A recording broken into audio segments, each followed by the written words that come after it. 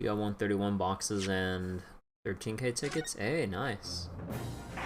But yeah, I'm gonna be trying to grind out tokens while I read the trial right now for Greatest Attorney.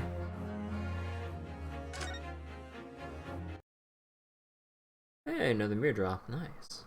But yeah, poor Natsume, dude. This dude cannot catch a break. We just proved him innocent of a crime that he never did. And now he's accused of poisoning one of his own neighbors, and it's just like, oh, dude, come on. Life really wants you to hate England, dude. I'm sorry. The fact that this round gives mirrors is great. Oh yeah, I think I need a good amount myself, or even just for the future in general. The Old Bailey. This place always makes me feel strange. I seem to get chills down my spine and break out into a nervous sweat. All at the same time. Well, I didn't think I'd be back here so soon. That's my line! Good morning! Good morning, Mr. Natsume. It was only 2 days ago that I was declared not guilty here. Yes, we somehow managed to prove you didn't stab Miss Green in the back. Poor Natsume, dude. But now this! Another morning, another murder, and here I am again in this hellhole. Can't keep going to court. I'm beginning to think he's right. It really does seem as though he's cursed. Mr. Naruhodo, I'm afraid I have bad news. Oh. Mr. Natsume, good morning. Yes, good morning. So, here we are again. Yes, again.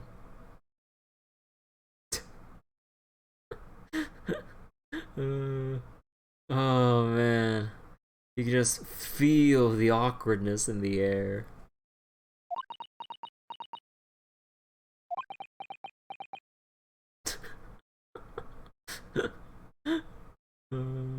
It feels too awkward to even continue right now. Judicial Assistant Miss Nikotova, Esquires, what's the bad news? Oh dear, you heard, didn't you? If you come in shouting at the top of your voice, people can't people can't help hearing what you say. Oh, I am sorry. You've done nothing wrong, Mrs. Sato. Now, what is it? Well, it seems that the prosecution in today's trial... Oh no. Will be led by Lord Beric Van Zieks. Van Zieks? Yeah! Oh no! Oh no no no no!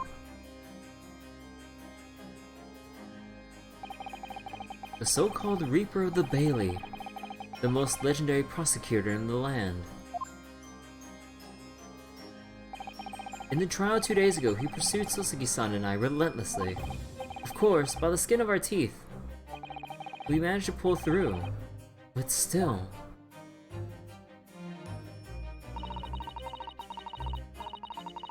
Perhaps Mr. Natsume's acquittal in the last trial wasn't the end of the matter. After all, yes, I know what you're thinking. The legend of the Reaper that says, nothing can save a person in the dock when Lord Van Zieks is the prosecutor. Oh no!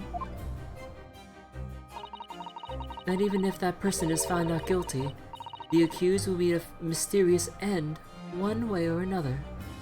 Do you really want to keep saying this in front of Mr. Natsume? And we've experienced it firsthand. A man we successfully defended met the most terrifying end after his acquittal. Right here in the Old Bailey.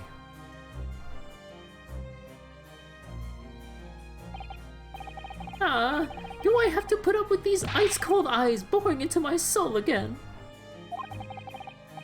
Cursed by evil spirits and now by the Reaper! There are petrifying perils, potentially.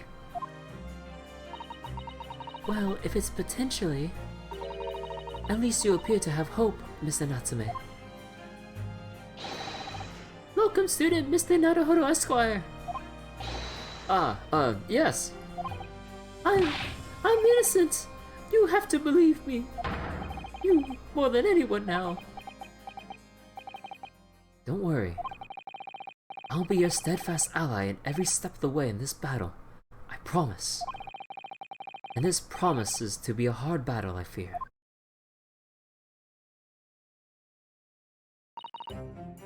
Well,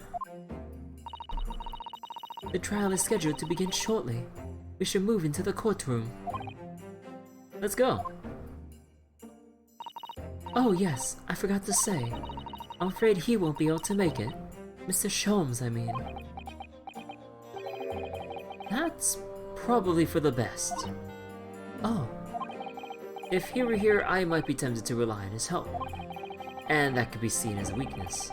If Lord Van Zieks were to notice, he'd prey on him mercilessly. At least, that's my gut feeling. Mr. Naruhodo. You're right! Yes, you're so right! Sasuke just really doesn't want Sholmes around at all.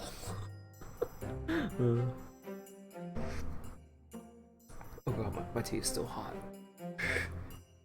You know, maybe I should have gotten like an ice cube or two to cool it down so I can actually start drinking it. I made some tea right before the stream, but oh my god. A little bit on the hot side. This man needs to go home to Japan. Oh, he does. During case 1. But then we time skipped backward, or we skipped back in time a bit to the supposed infamous case that case 1 alludes to, so we shall see how cursed this trial will get. Oh, well said, local student Mr. Naruhodo Esquire. Well said! I swear on this sword at my side, and on the spirit of Cosmo that it harbors, I'll show him what a Japanese lawyer can do. I'll set you free. With honor. Oh, yes! Honor! Zuko be like. The Old Bailey courtroom. I see the chalice already. In the name of Her Majesty the Queen, I hereby declare this court to be in session.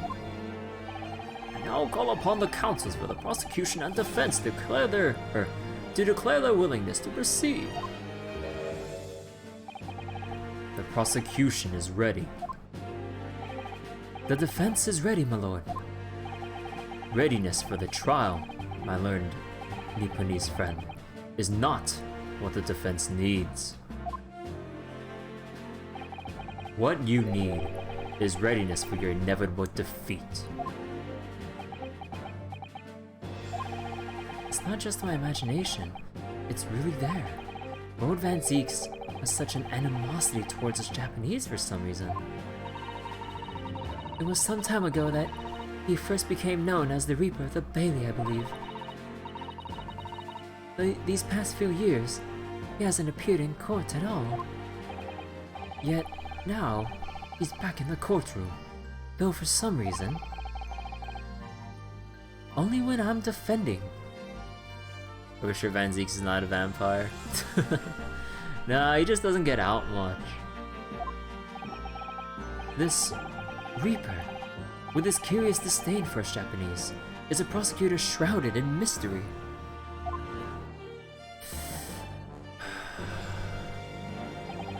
Still, this isn't the time to be pondering that. I have to concentrate on Sasuke-san's trial. Furthermore, I now call upon the 6 ladies and gentlemen of the jury. Talking about the cape and the goblet red fluids, just wine. You have been chosen, Haran, to represent the will of the people in this trial. Are you ready to fulfill your duty? Absolutely. I had a feeling this Larrikin wasn't innocent before. I must say that I feel especially ruthless on days when my hat refuses to sit right. You know, they really do not vet the jurors. Like, they gave their judgment on Soseki-san before, and now they're even more biased than ever. It's like, oh, him again. I knew he was never up to any good. Oh, you son of a bitch. Who is the person that picks these people from random? There should be more people in London who we can choose jurors from. Come on. Oh, well, I rather like how you're wearing your hat. I think the ruthless look is very fetching, actually. Oh, she's new. I need to be somewhere at 10 o'clock. I have a very important meeting. Let's make this quick. I couldn't agree more. I need to take home 5 bob tonight and the missus will go through the roof. Got the old man. Oh, may the Lord show us all the light here and lead his flock to a righteous verdict. Oh my god, dude. I can't. I can't. Oh, there's only like one new person here. You gotta be shitting me. The British jury system is so very different to our own, isn't it? It's quite extraordinary to think that the power of judgment is in the hands of 6 members of the public, and that the judge can only pass sentence when all jurors are in agreement about the defendant's guilt. 6 citizens of London, chosen at random, quote-unquote, or at least, that's the idea. The prosecution would draw attention to the fact that the accused was on trial here but 2 days ago. Accordingly, where possible, this... Okay, trying to read with such a deep voice. Hold on. This is gonna be taxing. At least not worried about if he left something in Chalmers. Accordingly, where possible, the same jurors have been asked to return for duty today. I mean, that's their reasoning. I mean, I suppose, maybe? I don't freaking know, dude. Very well. Let us commence the trial. Lord Van Zeeks, your opening statement, please. Ladies and gentlemen of the jury, it is not the intent of the prosecution to cast doubt over your past decision. However, the innocent verdict afforded to this eccentric Nipponese before has had dire consequences. Yo, this is just Van Zeek trying to stack the deck. Nah, I don't think he has power to choose. I don't think he'd be, like, despite what he thinks, I don't think he's the type of person that would rig the jury. Maybe.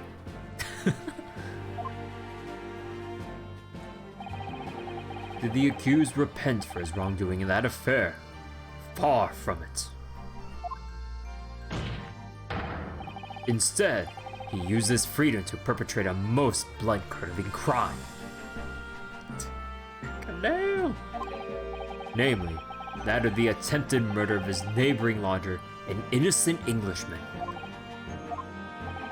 To explain the circumstances of the crime, the prosecution calls its first witness to the stand.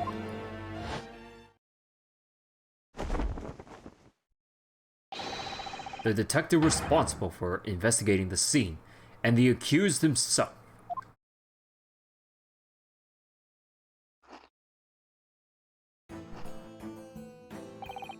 Witnesses, your names and occupations, please. Yes, sir. Tobias Gregson, Detective Inspector at Scotland Yard's Homicide Division. Ah, Soseki Natsume from the Empire of Japan. My government ordered me to come here as a student, to study your language and culture. Mr. Natsume. Yes, my lord, sir. I'm quite sure if I'm not mistaken. You swore an oath never to set foot in my courtroom again. I remember it as if it were yesterday. The day before, in fact, my lord. But close enough. Could we really not hold off on the trial until the victim's okay to testify? He'll come around in a couple hours. He'll come around. Oh, believe me, this is the last place I want to be. Inspector, let's hear from you first. Explain the case for the court. Right you are, sir. The incident occurred at the Garrideb household where the defendant has lodgings. In the ground floor room of the victim, Mr. William Shamspeare. The defendant has already admitted to visiting the victim on the night in question. Mr. Shamspeare collapsed in his room as a result of poison by strychnine? It was found the following morning when the landlord, suspecting something was wrong, broke down the door. This means I presume that the door to the victim's room was locked at the time of the incident. Correct, my lord. It was locked from the inside, making entry to or exit from the room impossible. Although the victim, Mr. Shamspeare, lives to tell tale, he very nearly didn't, and was halfway to heaven when we first found him. I was the first officer on the scene, my lord, and I have a photographic print here that I took at the time to show how it looked. Oh yes, a chilling scene indeed. The man looks very much deceased. That's right. Everyone present believed that's exactly what he was. Very well. I shall accept this photographic print as evidence for the court.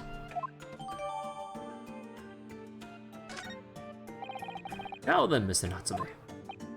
Oh, yes. As the defendant, do you have anything to say at this juncture? They're haunted by evil spirits. Good gracious, what's haunted? My lodgings! There's been a whole series of strange happenings in my lodgings. The tenant before me died in mysterious circumstances. A woman was stabbed by no one on the street outside. My neighbor was poisoned. And me? What about me? I've nearly been killed countless times. Killed, Mr. Natsume? How? Even on that fateful night it happened.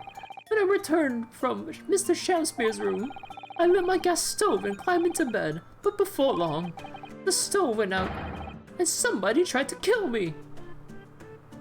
Sasuke-san, you... Excuse me? Sir. You didn't tell this to Inspector Gregson right next to you, or us, your defense lawyers. Your big question about this case is what's the deal with the soap? I have no idea, honestly. I honestly have no idea about that soap. It's gonna play some role. It's probably gonna be something really funny. Or, something real serious, but I think I'll reserve the serious stuff for case 3 onwards. It's gonna be a big deal? Oh, I mean, it has to be a big deal. They wouldn't just put a freaking bar of soap and extra bars of soap by the window for no reason. You must always extinguish all fires before retiring for the night, Mr. Natsume. But it's so cold! My runny nose would freeze! The point is, I didn't poison my neighbor. Oh, why am I being accused of this? Why is my existence so cursed? Including the bar of soap we nicked? I mean, like, oh yeah, the soap that we found over here. That has a... Huh? Wait, where'd the red thing go? Oh. What is it, Mr. Naruto? This bar of soap. When I first found it, I could have sworn there was some sort of round disc in this depression just here. A reddish one. Yes, you're right. I remember it too. But now the depression is completely empty. Where could the disc have gone? Huh? Yeah, thanks for... I mean, speaking of soap, what the heck happened to this one? What? It couldn't have simply just fallen out.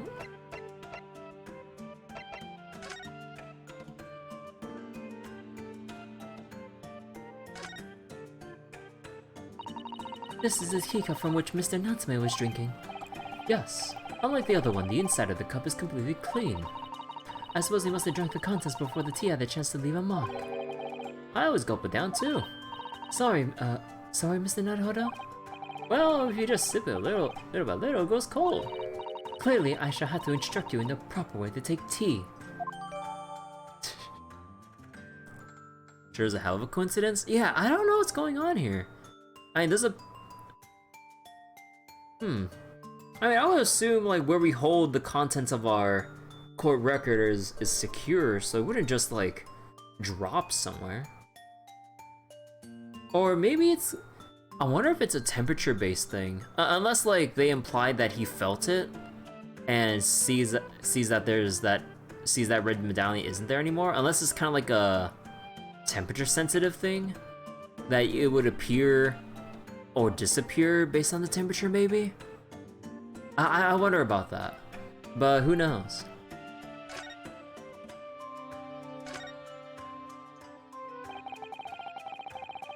This must be the cup that Mr. Shamspear was drinking from then. It's stained on the inside. Tea does that, I'm afraid. Even green tea. Oh, really? I never noticed before. You've never noticed? Well, I never leave it in the cup long enough to leave a mark. I like to gulp it down. God damn it. Your theory is that the victim made soap to supplement his income? He's forced to make soap to make ends meet.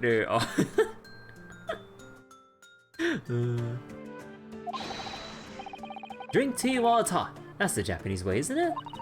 Oh dear, so many people seem to have the wrong idea about our culture. And most of them are Japanese.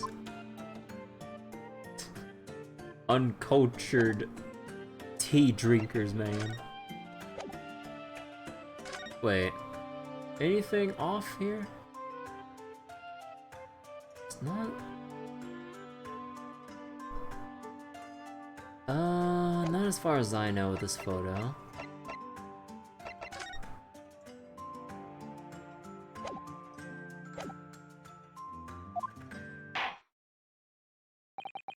Thank you, witnesses.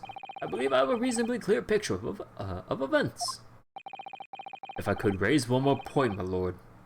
One more conclusive point. Oh, come on. Conclusive? Go on? Fortunately, the victim, Mr. Shamspear, has regained consciousness after his ordeal. And he has named the true culprit. The poison consumed by the victim was administered in a cup of tea that he drank on the night in question. Tea, my lord, that was brought to the victim's room by the accused. The accused? Good grief!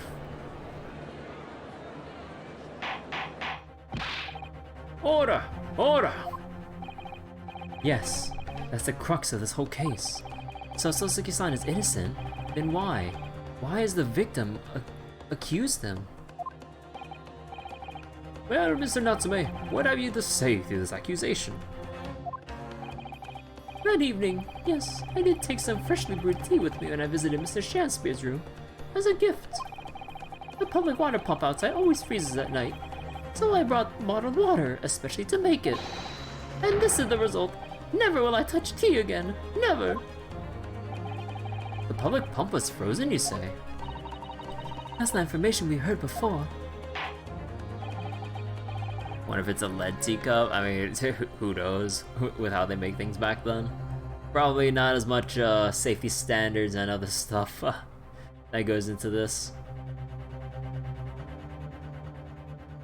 Ooh, another mirror. Hold up, I'm restarting my FGO run.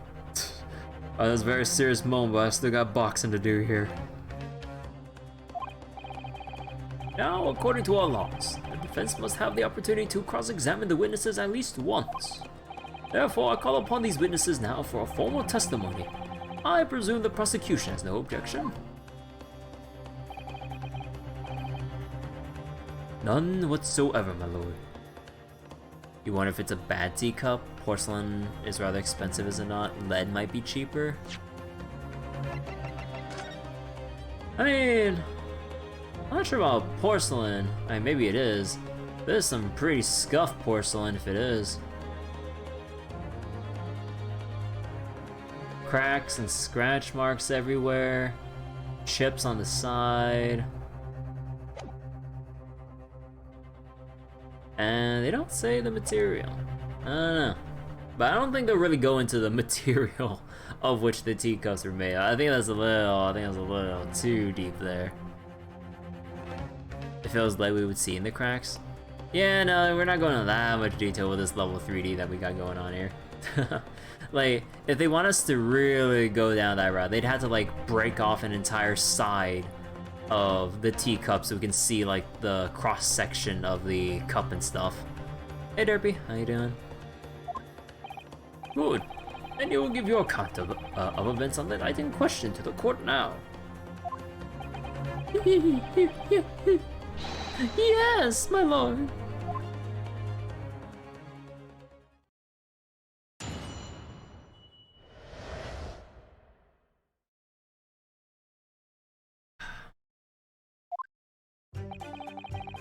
It was around 9 o'clock that evening when I visited my neighbor, and I took some tea with me as a gift. We had a heated literary debate over a nice hot drink, after which I went back to my room around 11. Ah, my tea was completely harmless. He couldn't have locked the door behind me otherwise, could he? Strychnine takes some time to have an effect on the body. People don't keel over immediately after taking it. Victor would have been perfectly able to lock the door after his guest left. The argument still stands.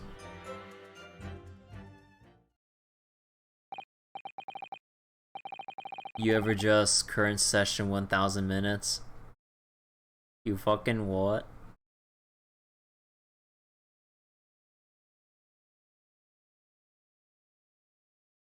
Isn't that like 16 plus hours? Wait, what were you playing? Yes, I see. It all seems relatively straightforward. Excuse me, but that testimony does raise one rather crucial point, I think. Mr. Natsume claims his tea to have been harmless, presumably though. The teacups have been examined for traces of the poison, haven't they? Tales of Arise. Ah. Hope you've been having fun with Tales of Arise. I really do want to play Tales of Arise myself, but I want to get through some more games in my backlog before I go shoot through Tales of Arise. And there's quite a bit when in doubt gets the hot new game. I mean, from what I can tell, like, it really does deserve all the hype that it's getting so far. Like, a lot of people are playing and talking about Arise. So, great time to be a Tales fan right now. I mean, while the elitist Tales fans were like, it's like, man, look at all these. Okay, I don't know where to go with that, but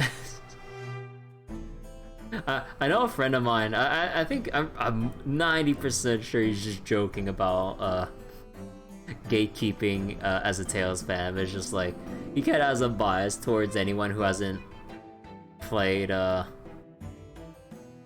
least like I would say half the Tales games, and a clear bias for anyone who's played newer Tales games like from Zestiria. Or, no, but basically people who play Zestiria onwards. He was a... Woo! Oh boy, he will give you shit until you play, like... Vesperia, Abyss, or just basically any of the older Tales games. Or, like, at least anything before Zestiria. Oh boy. As a stack up to Vesperia and Berseria? I'm not sure myself, although I never played Vesperia. I know like my friend has like very big criticisms about Berseria's combat system. And yeah, that's like one of his biggest gripes with Berseria. And like he's played, I think he played and beat every other Tales game like after like downloading and playing some of the other Japanese only Tales games. I think he has at this point played every single Tales game, like Mothership and sister titles or whatever. Vesperia is not an easy game to 100%. Oh god, I would never imagine trying to 100% any Tales game. It's yeah, like there's a lot of like missable stuff, at least to my knowledge, and there's just so many things to keep track of. It's just not worth the effort. Look, I still kind of feel sad about my Berseria playthrough. There's one secret boss that I completely forgot about fighting because as I was kind of doing my mini-map sweeps just to check like exclamation marks about where certain side quests or dialogue will pop up, I missed one location that was the trigger for starting the whole secret boss questline for the Dark Turtles, and I'm like, god damn it. And I tried going back to it like off stream like a long while ago, but I just felt so out of touch with Berseria since it's been so long since I played and finished it. Couldn't really I couldn't really bring myself to really like get into a position where I would like refamiliarize myself with the game just to play that secret boss that I missed out on. Only thing missable here is the skits. Oh yeah. If you want to make sure you can get as much skits out as possible in a Tales game, always rest at the inn. Maybe rest multiple times. You may or may not have to go to certain locations with certain party members. I think. I'm pretty sure that'd be a thing. And yeah, just keep looking on the bottom corner of your screen for all the skit buttons. I remember just like back when I just tuned into random people's like streams of like Berseria and stuff. I'm like, man, I get so triggered every time like they just walk around and they just somehow miss that prompt to listen to a skit. And I'm just like, come on, there's quality character dialogue and like other cool stuff here. And then I would not forgive anyone that would give shit about like not finding characters interesting enough, or at least to have the gall to say that there's not much going for them when they clearly missed out on a bunch of skits that were clearly available right in front of their faces. I'm like, come on! There's a lot of characterization of stuff right there, from silly stuff to the more subtle, serious implications about like, you know, like you have like a comedic skit, but then near the tail end of it, like you kind of have like some of the more sadder notes of the conversation where they kind of like, yeah, you know, that kind of mood. And it's just like, oh, there's like something deeper going on here that like it's going on internally. I'm just like, come on, man. It pains me every time people miss out on a skit. So sometimes they leave a dungeon halfway through and then sleep at a certain inn. Oh yeah. The bonding ones seem to be outside camps only. You can do one every so often though. If you do it 2 times in a row, the other marks disappear? Huh. Anyways, let's continue. Why didn't I think of that? Well, as it happens, no. We haven't been able to. Hear you correctly, Inspector. Scotland Yard has failed to examine the suspect's substance. How could you have overlooked something so important? Isn't that the first thing you should have done? My learned Nipponese friend is falsely incensed. The inspector said Scotland Yard was unable to examine the tea, not that it was overlooked. Unable? Why? Well, that's simple enough. There's none left. Not a drop. Someone must have been very thirsty indeed. With current scientific techniques, it's not possible to test for poison under such circumstances. We don't need a drop, but that one drop does actually have to exist, funnily enough.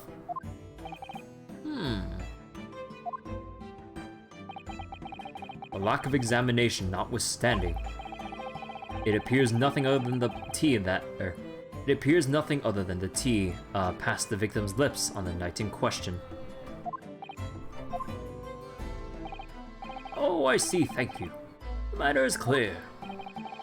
Cast your eyes of the jury, my learned friend. What? You can see it in their faces, I'm sure. The recognition of the accused's guilt.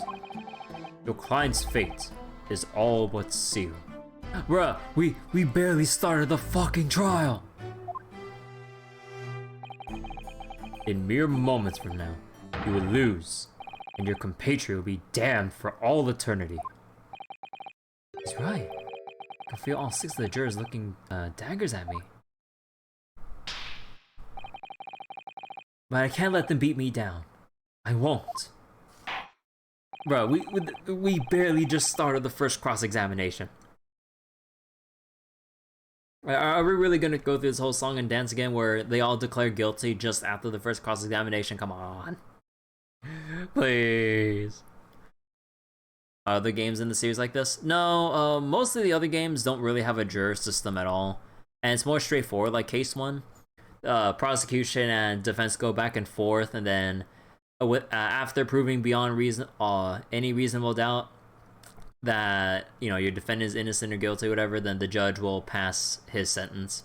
In here, and there's the final part of Apollo Justice that had the juror system, but although I would say in quotation marks juror system, since like they didn't have the jurors like in this capacity in Apollo Justice. It was kind of like it was just kind of like a brief moment where, like, you see the jurors do the thing and then that's about it at the very end, instead of like the jurors affecting the very process of the trial during and at the end. Oh yeah, sorry bro, I wasn't looking at chat again. Are all the other games like this where it's all against you from the get-go? Yeah, what Derpy said, it's basically just been a series staple at this point, where you're pretty much always fucked from the beginning. Like all the evidence is just stacked against you, and it's just like the trial barely began, and it's just like, oh, here's all this incriminating evidence, and it's like, like you always start from the lowest point in the trial, or near the lowest point. It's kind of dumb. But yeah, you honestly just, I mean, with the Phoenix or with the Ace Attorney games, it's pretty much kind of a, you like it or you just get used to it kind of formula. So basically a series of snatching victory from the jaws of defeat. Oh yeah, that's where it gets like a lot of its thrills from. You know, that whole thing of like how low we go in terms of like how hopeless the situation is, then that like glimpse or glimmer of hope or realization is like, wait, we just one last chance to turn this around. Trust me, a lot of cases keep going with that same formula. I mean, at that point, it's kind of like going on a roller coaster for like the like 100th time in a row, basically. So either you still gotta like really enjoy the same, or you gotta be that kind of person to enjoy the same thrill over and over, or you just kind of live with it, or else you just kind of hate, like, okay, here we go, we begin the trial with everything stacked against us, and then it's just like, yeah, I'm gonna declare him guilty. It's like, hold it. What if we took a look at this differently? It's like, what do you mean, defense? It's like, when all other possibilities like are considered and we eliminate all but one, that only leaves this. If it was like, but defense, that's impossible. Well, actually, and then it's just like that's pretty much like the formula that you just apply across the whole freaking series. Like you could pretty much just boil out every single case to to that effect. It, it's kind of silly when you take like a wider look at the series as a whole. So it's just like, I guess to people who aren't really like used to Phoenix Wright games, like, so why do you like this? That they keep basically doing the same story over and over? It's like, honestly, it's all about the characters and like I guess the overarching plot. Uh, outside of the trial sometimes, and then that big like lead up into like, basically there's always like this uh big mastermind in a way if you look at the other different games of like the man or thing or person just pulling all the strings, and just like anything that seemed remotely related or anything kind of weird in the early cases all somehow connect to that final case in some grand finale. It's like, wait, it's like I don't know. Sounds like they should switch it up at some point. Look, we're like, how many games are we in at this point with the series? We got Ace Attorney, Justice for All, Trials and Tribulations, Apollo Justice, Miles Edgeworth 1, Miles Edgeworth 2, Dual Destinies, Spirit of Justice. Was there another one I'm forgetting? And then the two great Ace Attorney games. Like, that's at least 10 plus games. And I mean, I haven't played Dual Destinies or Spirit of Justice, but they all basically kind of follow the same kind of flow. They all kind of follow the same kind of flow, honestly. Professor Layton collab. I'm kind of not really counting the Professor Layton collab. Mostly because I actually haven't seen it, so I wouldn't really know much. But I've kind of seen bits and pieces of all the other Ace Attorney games here and there. So I honestly don't know much about the Professor Layton Phoenix Wright crossover game. But anyways, counsel for the defense, proceed with your cross-examination. Yes, my lord.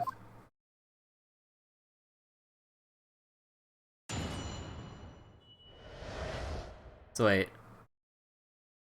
Fun fact, the Professor Layton collab game is now unobtainable legally. Wait, what? Wait, how come? I'm pretty sure the eShop, the eShop should still have it, shouldn't it? Unless you'd have to get it secondhand at some unreasonable scalper price. Or just rarity price at this point if it's not for sale anymore. Wait, what? Wait, this is the first time I've heard of that. Man, it kind of makes me wish in hindsight that I bought the game, even if I probably wouldn't have played it. Because I do have the ability to port my, or not port, pull 3DS games from my hack 3DS to my PC now and play it on emulator, so I can actually stream it.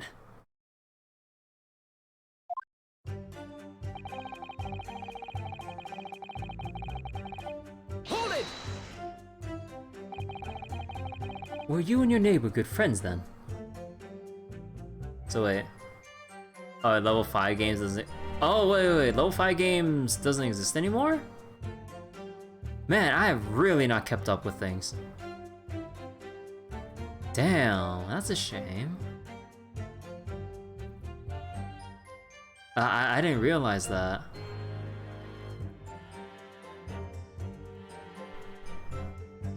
Oh man, now that just kind of makes me sad about the Professor Layton series. Unless like it got picked up or something, but I don't think I heard about that.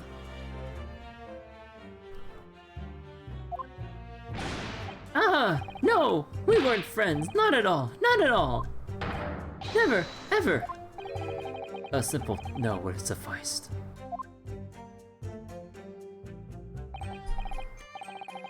Why did you decide to pay him a visit? Mr. Shamspeare fancies himself having great literary knowledge. As a fellow scholar of English literature, we find much to talk about together. Come now. No Nipponese could understand the finer points of English literature. And on the night in question, that was the topic of conversation as well, I presume. It was the day of my last trial, and I was acquitted. I had just arrived back at my lodgings when I ran into Mr. Shamspeare out on the street. That was around 6 o'clock. Level 5's last game was Ni no Kuni, you think? Huh. I thought I heard good things about Ni no Kuni. Or did it not sell well? Like, maybe it was like maybe it was good but it didn't sell enough or something? I don't know.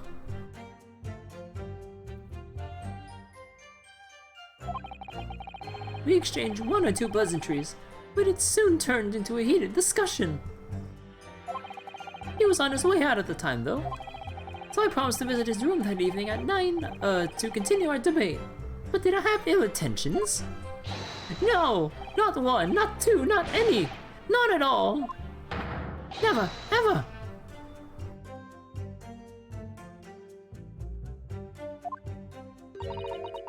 A simple no would have sufficed, I feel. Then tell the court what happened when you visited the victim's room.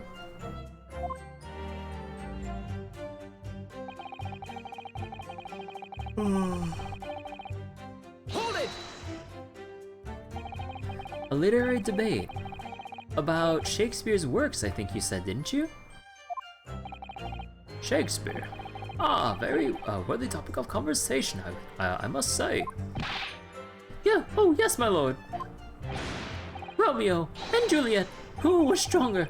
It was a profoundly pleasurable parley. Romeo and Juliet? Who was stronger?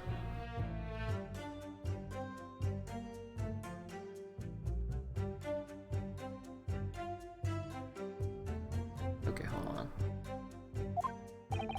I know I'm gonna regret asking this, but how did the debate go? Well, we both agreed that we would reach a conclusion more quickly with reenactment. Oh, is that why the stage was there? Or, no, that's they're gonna use the stage.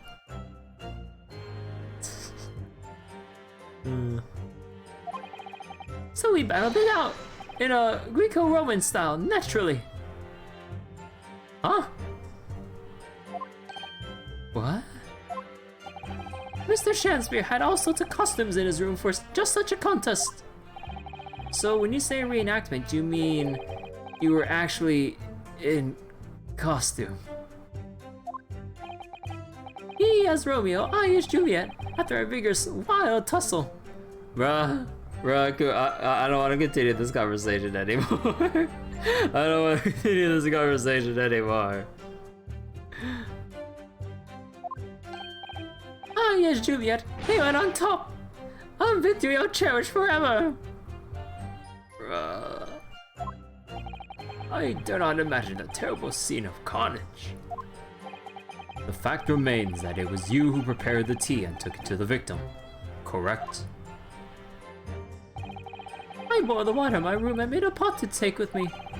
I heard that he was too poor to have tea himself, you see. It's true, there was no sign of any tea leaves in the man's room. I wanted to do something nice, to be friendly. So why is everyone looking at me with such suspicion? My tea was harmless, of course it was. Too poor for tea but at teacups? I mean, you could have water. You could have some like warm or frozen water.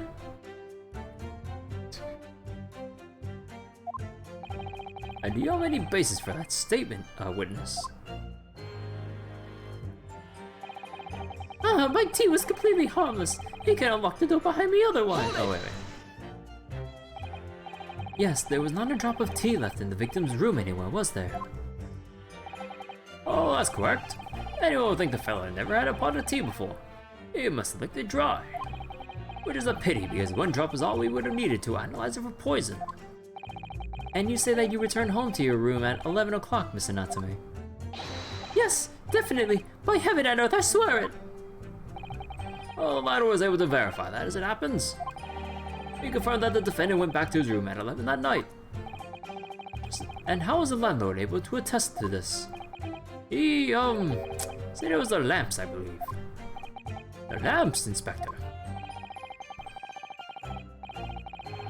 Excuse me. When tenants return to their rooms and start using gas, the lamps in other parts of the house flicker. Yes, Mr. Garadeb seems to pay a lot of attention to the comings and goings of his tenants. There's only one key to Mr. Shamspeare's room. I know that for certain. So he must lock the door himself from inside his room. The victim has confirmed that to be the case, yes. So I'm right. My tea was harmless. Completely harmless. Even if you take poison, you die. Everyone knows that. It's not that simple, I'm afraid. Oh, what do you mean? Strychnine takes some time to have an effect on the body. People don't keel over immediately after taking it. Hold it! How long does it take for the symptoms to appear then? According to the coroner speaking at the yard, about 30 minutes after the poison is consumed. And the victim suffers violent convulsions, cramping, and stiffness, and eventually dies from asphyxiation. So there's a 30-minute interval between when the poison is ingested and the onset of symptoms. There seem to be a lot of different types of poison in the world, that's for sure. Oh dear, death by poisoning again. It's always so awful. 30 minutes is a long time. Certainly long enough for the victim to have locked the door behind the accused after he left. You can't deny that. And it further degrades Sasaki-san's alibi. I have the medical record for the doctor who examined the victim here, my lord. It spells out really the accused is the only person who could have done it. Very well. Court will add this report to the court record as evidence. Oh yes, I see it here. Delayed onset of symptoms. Great. The victim would have been perfectly able to lock the door after his guest left. The argument still stands. Hold it! The argument still stands, you say? That's what Mr. Natsume has been saying, isn't it? Pair of them drank tea together that night, so that was poison in it. The victim would have been able to lock the door after the accused left later on. Exactly! Ah! Me and my tea are innocent. Sweet and innocent, I tell you. I'm afraid, sir, that doesn't follow. You see, strychnine has a slow-acting poison. In other words, it takes time for symptoms to appear. So you could have left the room up to 30 minutes after the victim drank the tea. They drank from the same pot. They should both be poisoned. I mean, theoretically, he could have just poured it into the single cup that he drank from, and that's it. Possibly he had the antidote. I'd imagine with how chaotic the room could have been, I'm sure like there would have been a time he was looking away from Mr. Natsume to just, or like whoever the true culprit is, I mean, to slip into poison. I don't know. Hey, as long as you did that, Mr. Shamspeare could have locked the door after you'd gone. But no! We drank the tea straight away. The battle over whether Romeo and Juliet was stronger, that came after the tea. Did you have any evidence to support that statement? In my great homeland, the Empire of Japan, we have a saying, drink tea while it's hot.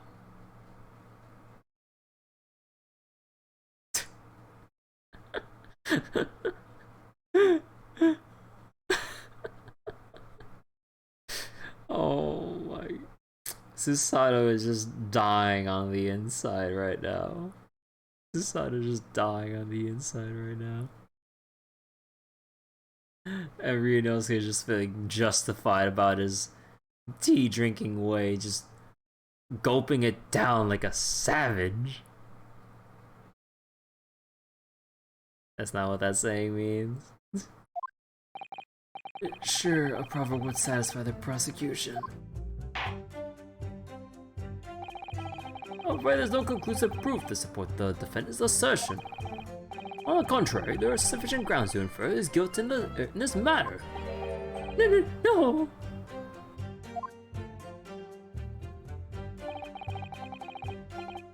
That's the extent of their testimony, is it? If I could voice a personal opinion, Mr. Naruhodo. Oh, of course, go ahead. Mr. Natsume is arguing for his innocence so adamantly and so persistently. Yet Inspector Gregson just brushes what he says aside. It really is quite infuriating. I agree. So we need to find an inconsistency in what the inspector is saying, I think. I'm afraid so. As things stand, the jurors are sure to find Mr. Natsume guilty.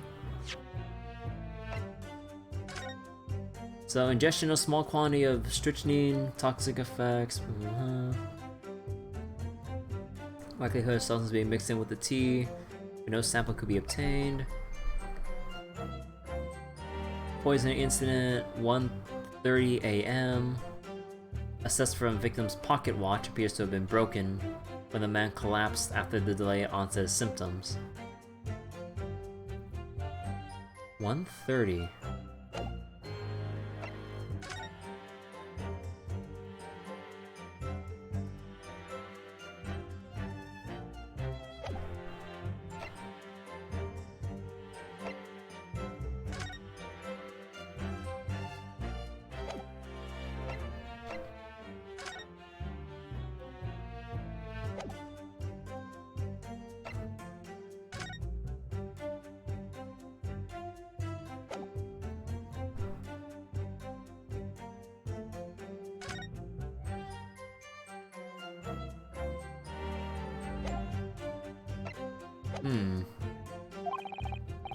As I see it, we need to focus on, what we need to focus on is the poison and the tea. Let's listen carefully to this testimony again. Yes. 9 o'clock, tea, literary debate, completely harmless.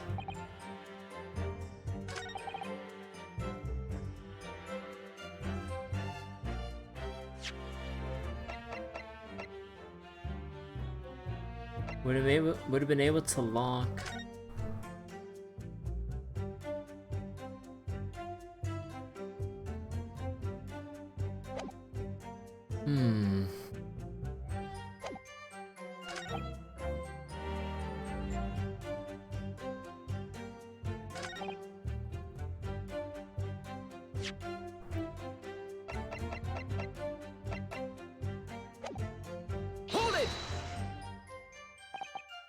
This argument still stands. Rather than drink tea together, there's poison in it. Would have been able to lock the door if the accused left later on.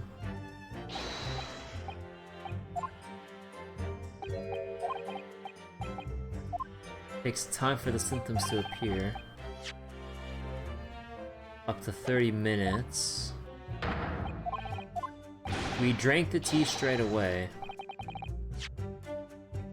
Okay. This. Okay.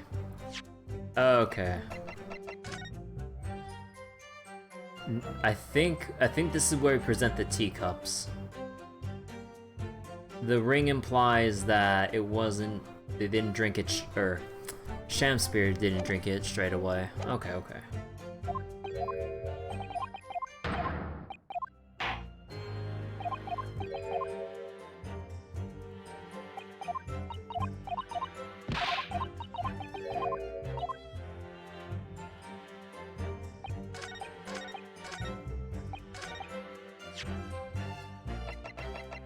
Objection! Oh, whoops. Well, okay. Let me take a second look at how exactly they want me to present this. I mean, I was thinking about, like, the press statement and not the actual statement itself. Oh, wait, it must have been just the one before, right? Okay, hold on. Take some time to take effect immediately after. Oh, okay, yeah, I'm dumb. Objection! What?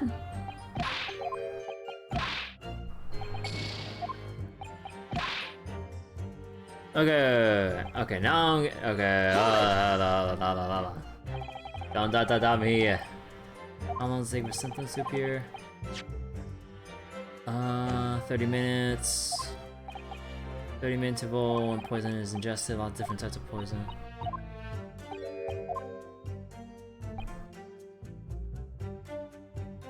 Enough for the victim to lock the door.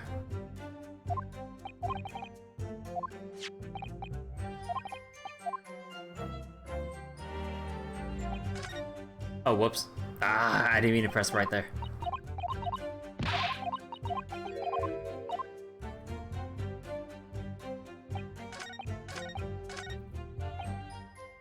Don't keel over.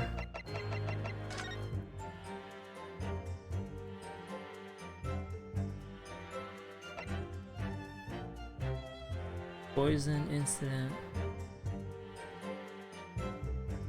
Oh. Cause didn't Natsume say that he left around... Didn't he say he left around 11?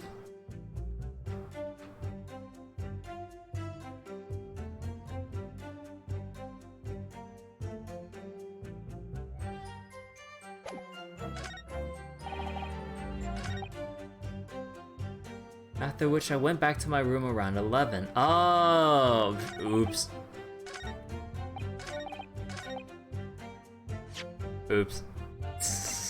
Don't mind me. Objection! What?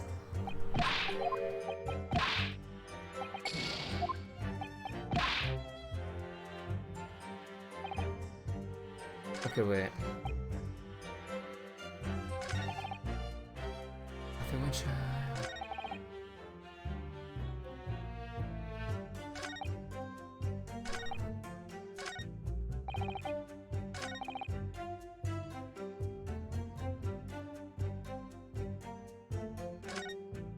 okay, ain't going so well.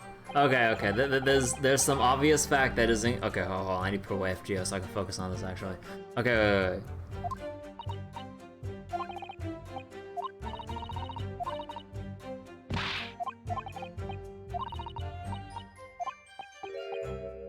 Poison in the tea.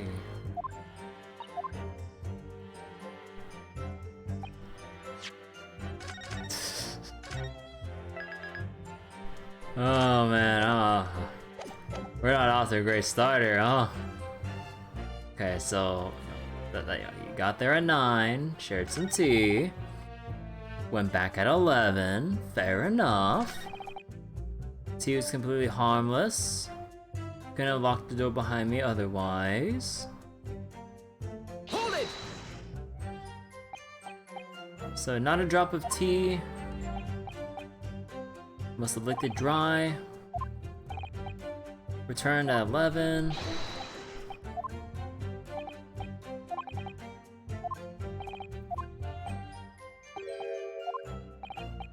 The lamps.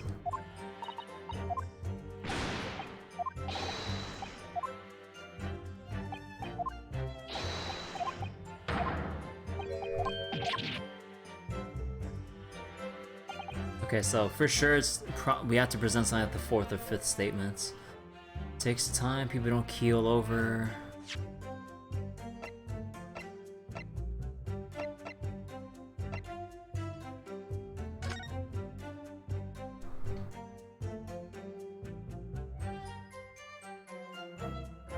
Is there anything I'm missing from here?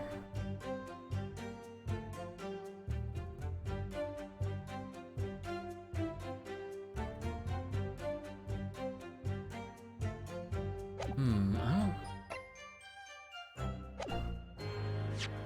Okay,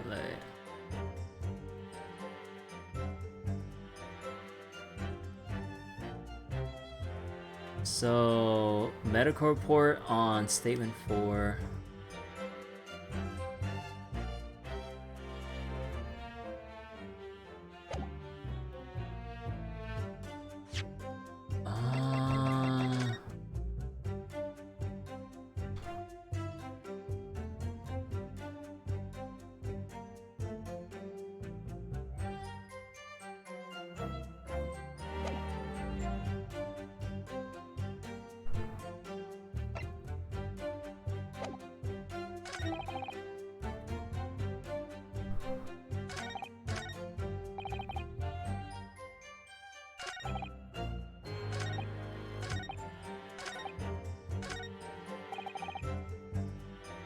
Even no keel over immediately after taking it. So it just comes down to these three here. Wait, did I already present the teacups? I know I presented the medical report. I don't think I think I presented the teacups on this one, right? Yeah, I'm having trouble remembering, so. Objection!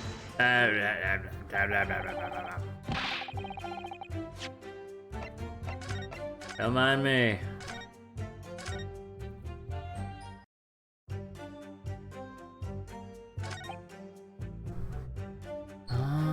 Literary room, or literary debate.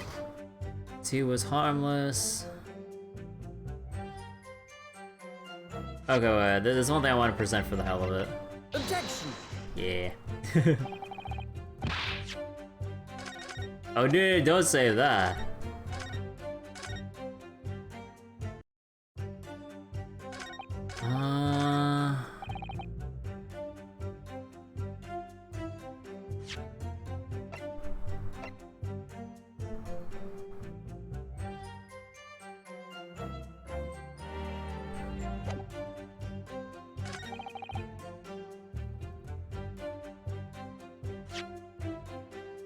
Would have been perfectly able to lock the door after his guest left.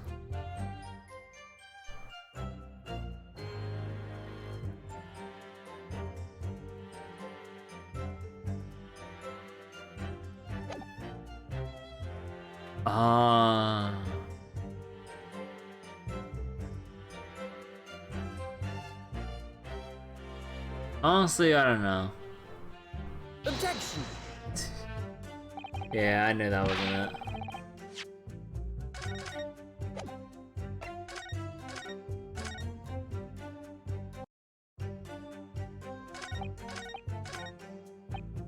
Hold it! So how long does it take for symptoms to appear? So 30 minutes. So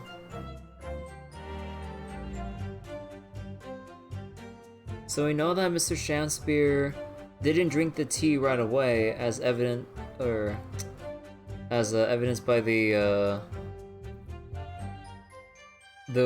ring on the teacup, showing that I was sitting there for a while. Because then he would have collapsed around 9:10 something, instead of collapsing around, or they say the poisoning taking effect around 1:30 in the morning.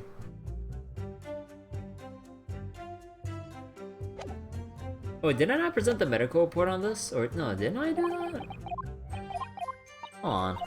I thought I presented the medical record on. Oh no, did I present the medical record only on the 5th statement?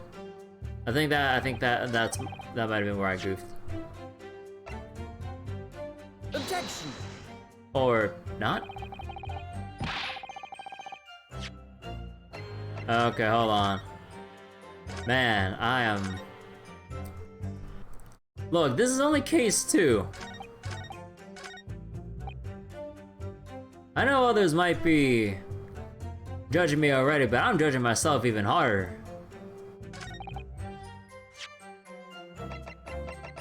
Objection! Oh, I didn't present on the 5th one. Whoops.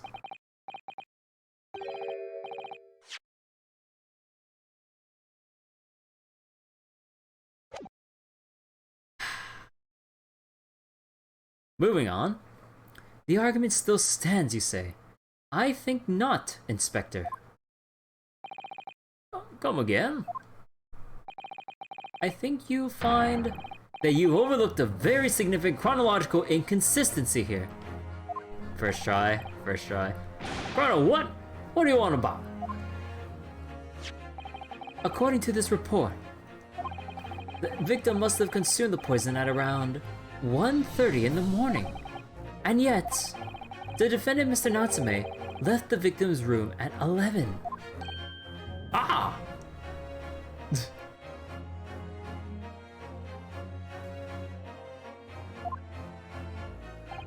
Yes, that's right. There's more than 2 hours of missing time here.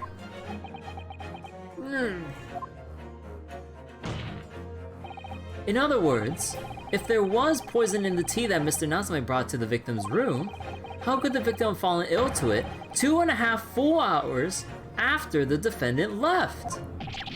Wah! Okay, wait, why did Natsume go along with it?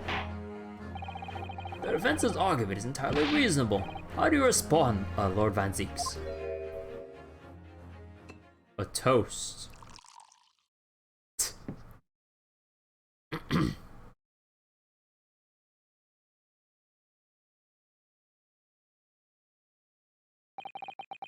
Pray forgive the discourtesy if my mind has wandered. I was considering what cuisine would best complement the contents of my hallowed chalice this luncheon. How could it have happened, you ask? I do hate to shatter illusions. My Japanese friend appears to be chasing a phantom idea. Hold on.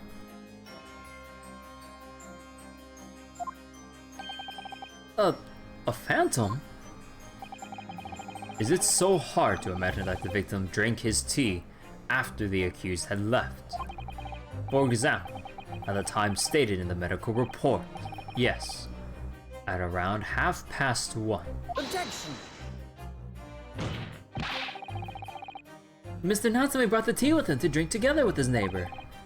And in Japan, there's a well-known saying, drink tea while it's hot. Yes, like that is like a credible thing to go with in court. Yes, a saying. There's no way he wouldn't follow the say. Objection! And in my country, there is an even more apt saying. There is nothing more refreshing than cold tea. What? Nah, just kidding. Cold brew tea is really good. Complete evidence.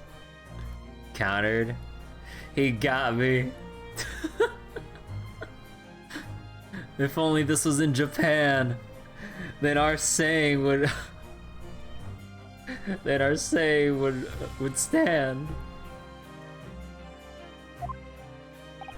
The point is, if there was such a long gap, there may have been other ways to explain how the victim came to be poisoned. Other possibilities. What sort of possibilities, Counsel? This bar of soap. Well, for example, the man could have had another visitor. Another visitor? That's a very bold assertion, my learned friend. From someone who has nothing to substantiate it. Or the victim could have taken the poison of his own volition. Suggest this may have been a suicide, Counsel. Objection! Mr. Shamsby has categorically denied suicide. The idea can and must be discounted. Objection! But he could be lying.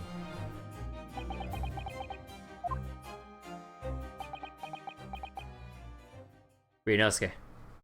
Ryunosuke. Ryunosuke.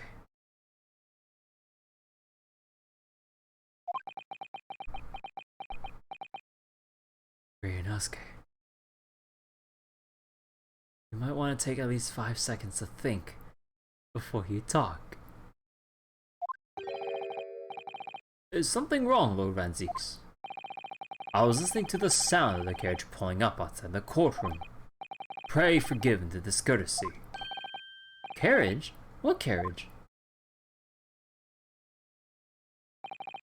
It would seem that the key player in this case has just arrived. Hold it! Is it that guy that was looking through the window?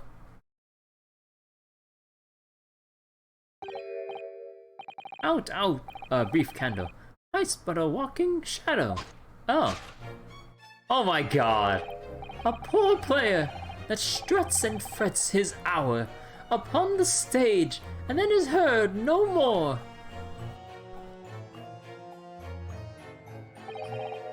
It is a tale told by an idiot, full of sound and fury, signifying nothing.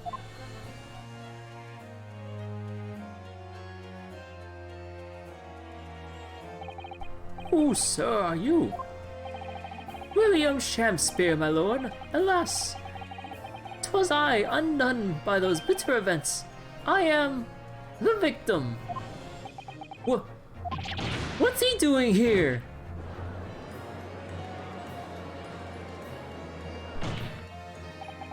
The prosecution seeks to call this gentleman to the stand. With his testimony, my learned friend's feudal resistance will be utterly crushed. You're calling him as a witness. Very well, Consul. I grant your request with interest. I'm curious to discover what the court shall hear from the victim himself.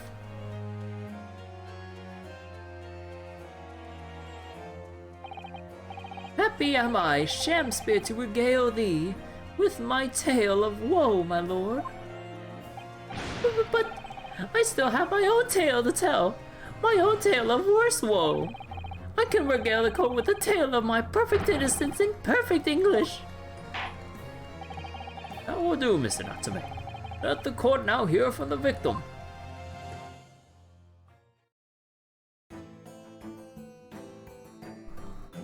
Oh, there's that guy. Alright. So that's Mr. Shakespeare. But who is that other man beside him? Yes, I feel sure that we got a glimpse of that man before. State your names and occupations for the court, please, witnesses. Oh, writer of words so sweet, they do scent the breeze. An inventor of ideas so profound, they compose the earth. The unrivaled poet, the unmatched scribe, William Shakespeare, were the great bard to be recalled to life anew. Lo, what a magnificent man! Good fellows, I am he who pondered such— oh my god, such a miracle. William Shakespeare. Oh, name's Meterman. Adron B. Meterman.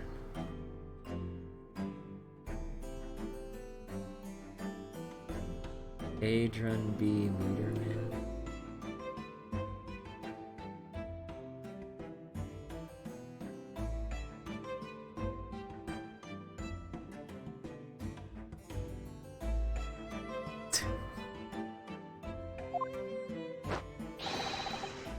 I work for the Altamont Gas Company, East End branch office. Ah, I remember now. It was yesterday on Briar Road. Oh yes, she's right. It's him. Oh, what's this? What's that man doing over there? He looks like he's trying to see into Sosuke-san's lodgings. Is something wrong, Mr. Naruto? Excuse me. Can we have a word? I'm out.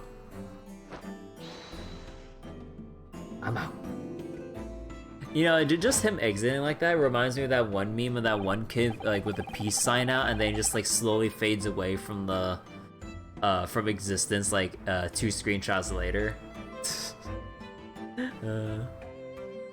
Yes, we spotted him outside Mr. Garadeb's house that morning. And he's a gas company employee? What does he have to do with this case? So, Mr. William Shakespeare, you are the victim in this miserable affair, correct? Oh heaven, oh hell, do you command me to remember that sweet poison that didst cross me and cross mine innocent lips? Just say yes or no, sir. I subpoenaed him for the trial, with his doctor's permission, naturally. Hearing the testimony of the aggrieved will remove any room for doubt from the jurors' minds, I'm sure. behold, you have only to rearrange the letters of my name to see that's me, a seraph, an angel indeed.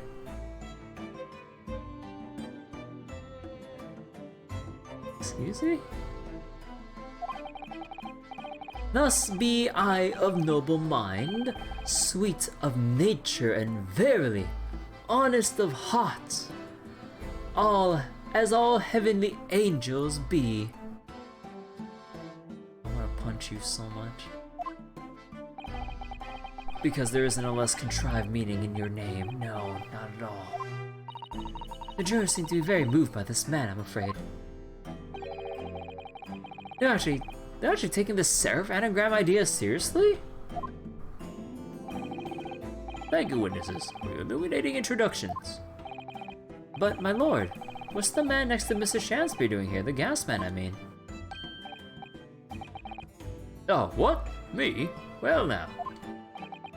Allow me to enlighten my learned friend. You recall, I presume, your earlier impertinence when you suggested that the victim had another visitor to his room on the night in question. Okay, hold on real quick.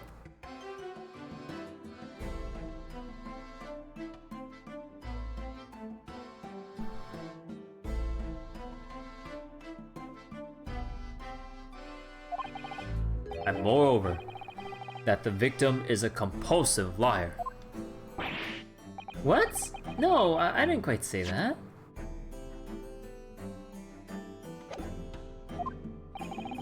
This young chin stroker here is to controvert your wild claims conclusively.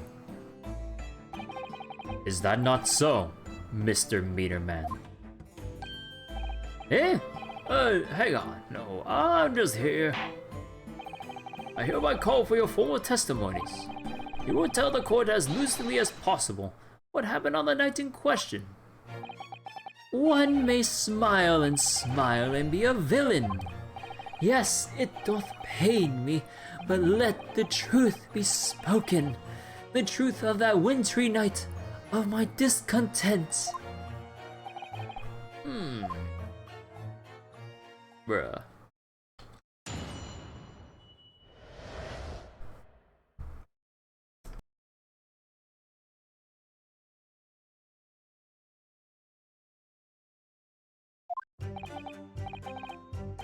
The snow lay about. My neighbor did cometh in the evening bearing a gift of tea. But marry, bitter was his drink, and when he left, I did fall prostrate on my table. 'Twas the tea alone did pass my lips that late hour, not else. I was outside this bloke's window in the freezing cold all night, keeping an eye on his room. No one else visited his room but that short little round-backed Eastern fella. Why are you even watching? Wait, what did you say? You were keeping an eye on Mr. Shanspeare's room all night. Oh, that's right. Of course. The bloke's window's all but blocked up, isn't it? There's but a little gap in the bricks where you can see into the room. So I spent the night trying to keep my teeth from chattering as I peered in through that. Question is, sir, why? Ah! Well now, that's because he's on my list. What a piece of work is a man. Wherefore wouldst thou not stare in wonderment? What are you talking about? This buzzing, busybody hath not part in this play. I pray thee, pay him no heed. Make no more ado about his tedious words. What did you say about me?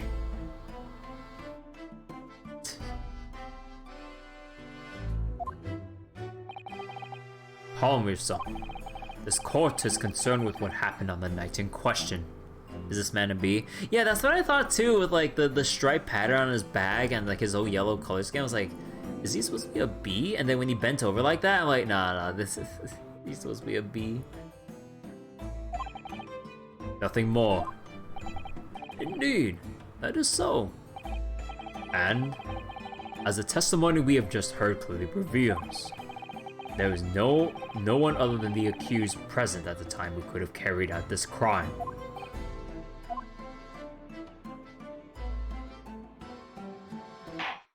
Even has B at the middle of his name. Well, I believe this may be the final testimony of the trial. Now, counsel, the defense may proceed with the cross-examination. Yes, my lord.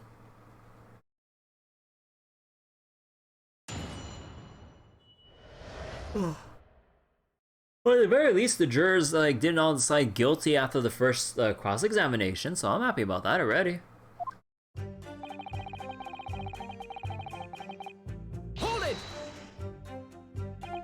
To be clear, by neighbor, you're referring to the defendant, Mr. Natsume. Oh, indeed, sire. Perchance thou wouldst that I call him the man from upstairs.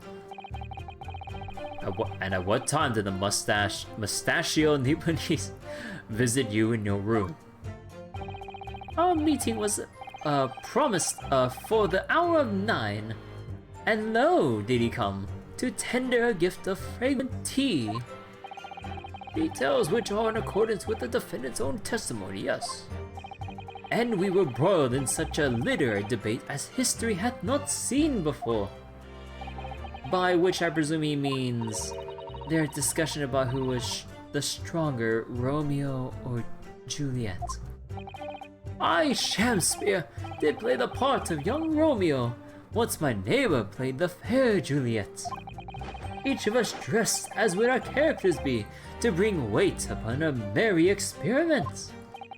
I dare not imagine the scene.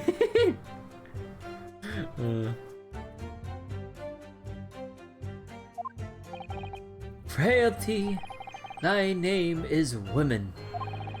Canst thou imagine how dismayed I was? Yes, I had heard of the Eastern art of jujitsu, but ne'er did I dream 'twould be a skill practiced by the comely maiden. What? What am I reading?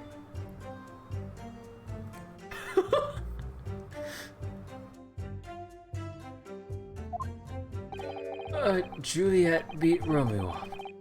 This is not helping our case. I do believe the court has heard enough about your earth-shattering literary debate. Perhaps you could reiterate your statement about the tea that the accused brought to your room. My liege, I am thy servant. Laddie, I would do thy bidding. But Mary, bitter was his drink, and when he left I did fall prostrate to my table. Let me stop you there. Even Lord Van Zeeks is weirded out by this. Yep. Mr. Natsume left your room at 11 o'clock, but it wasn't until after 2 that the poison did make you collapse. Then it must have more than 3 hours of missing time. Sir. Sir.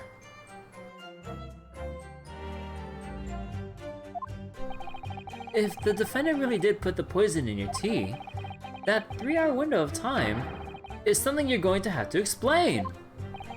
Gladly, 'tis an easy task. What? I did drink the tea not while my guest did tarry, but after he took leave of me. Faith, 'twas a stone cold, but at 1 hour post midnight, verily were my lips parched. Objection! That doesn't sound normal. Nay, 'tis quite ordinary, sire. After all, I swear to God, if you go with the saying that tea is best drunk cold, I'm gonna punch you. Thou wouldst recall our fiery debate. Amid such argument, there'd be no time for fiery tea. Oh, okay. Romeo and Juliet again. And who was stronger? Mr. Shakespeare, in summary, allow me to confirm. Did you not come here with the intention of naming your attacker? Ah, but of course, my liege. 'twas the stooped lover words that did attempt to shuffle me off this mortal coil. We all know what that means. 'Twas the tea alone did pass my lips that lay tower, naught else. So you didn't have any kind of evening meal? Dinner, supper? Ah, fie on luxury, fie on gluttony. To eat thrice daily is but a waste of time. Sorry? I would that my belly were full, no more oft than the sun doth rise. As in he'd only have one meal per day? Well, most heroic eating habits, I must say. Night and day do I fill my hours with learned study of the great bard and playwright. Hence is it that there doth not be in my chamber that be then the costumes of mine art. That would appear to be the case, as even a rodent was found starved to death in your room. Damn!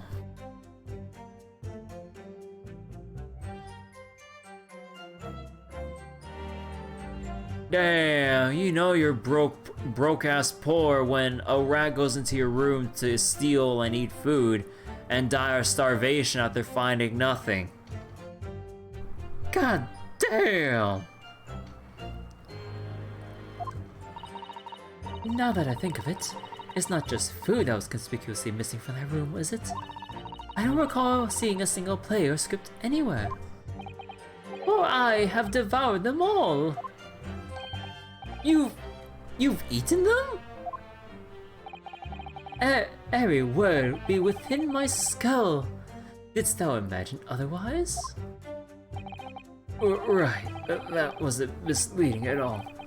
Now, could you turn around, do you think?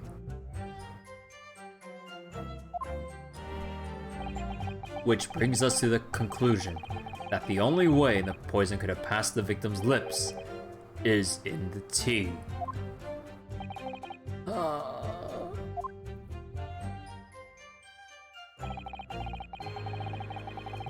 This man definitely ate them. Hold it! But the windows of that house have all been filled in. A historical artifact of the now defunct window tax. Yeah, you're right there. All bricked up horribly. But as it happens, a little part of the brickwork at the bottom corner has been opened up. I was looking through that gap. Ah yes, there were a few bricks loose, weren't there? And for some strange reason, a couple of bars of soap lined up on the ledge outside as well. I don't like going around poking my chin in other people's business, especially on freezing cold nights. But them's my orders, so that's what I'll keep doing, as long as there's breath in my body. Your orders.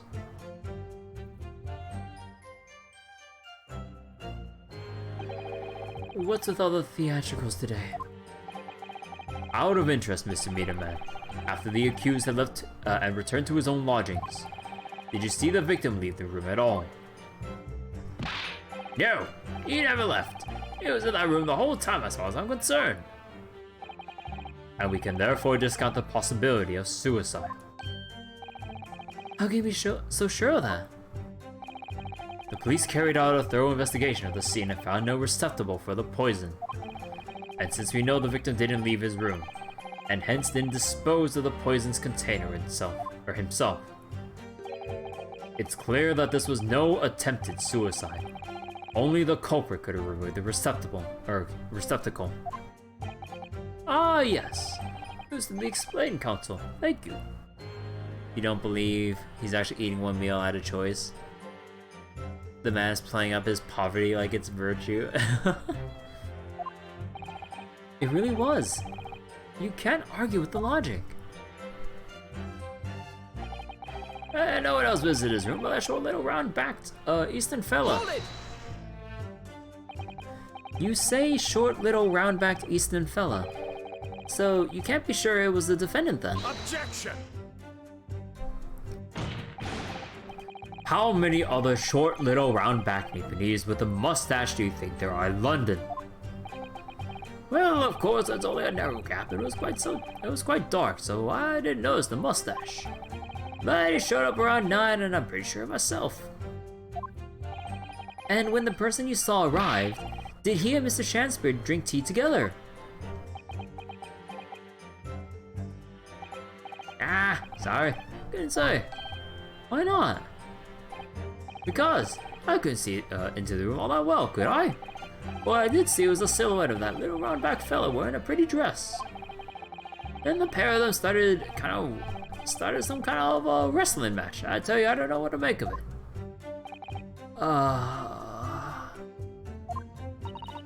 I suppose that was the Romeo and Juliet championship. I can't finish this sentence. I can't finish this sentence.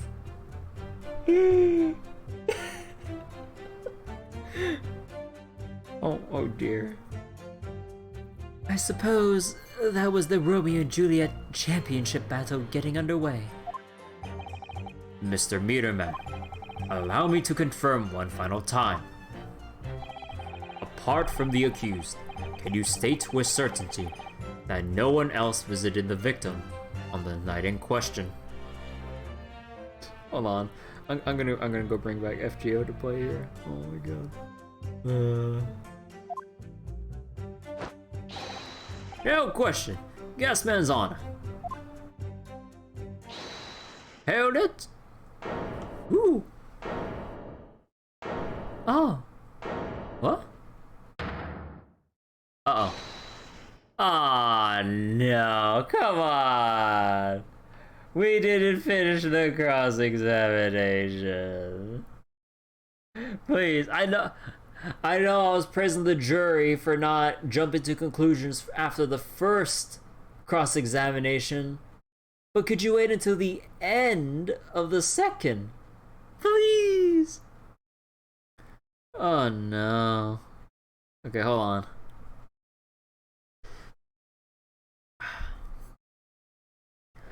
Okay, I really need to work on my sitting posture. My lord! Goodness me. Yes, Mr. Foreman. I've kept my mouth shut and listened up to now, but this has gone on long enough. Are y'all with me? Yes. Are we to understand that you ladies and gentlemen of the jury are in agreement with one another? That you've reached a unanimous decision? Too right we have. Are y'all with me? Yes. Wait, no! The defense is still in the middle of a cross-examination! To be honest, I was holding out a bit of hope for you, young man. Especially after you identified those few hours that followed the accused leaving the victim's room. Yes, the 3 missing hours, as you put it. But in the end, what difference do they make? Not as far as I can see. And since that's now apparent, there's really no reason to delay our decision any longer. And like I was saying before, if I don't take 5 bob home with me tonight, the business will blow its top. What was that? Sorry, I didn't quite catch what you said. Very well, let the court be apprised of your decisions. Ladies and gentlemen of the jury, you will state your leanings as to the defendant's culpability. Guilty! Guilty. Guilty. Guilty. Guilty. Guilty. Ah, shit, here we go again.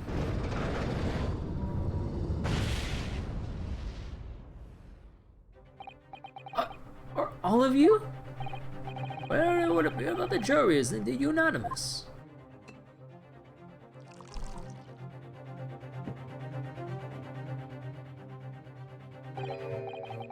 So, this time at least it seems justice will be done. All's well that ends well, as they say. The jury just kind of get randomly thrown in when the game decides to. Well, as long as it's not during the first cross-examination, I guess I'll be fine with the jury afterwards. Because at least let us, like, build something with this case.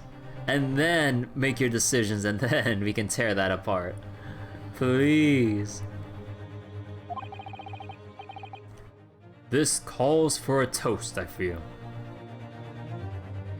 We need drama in the story. What do we do? Just have the jury start shit randomly? The British system sucks, man. To the guilty being punished.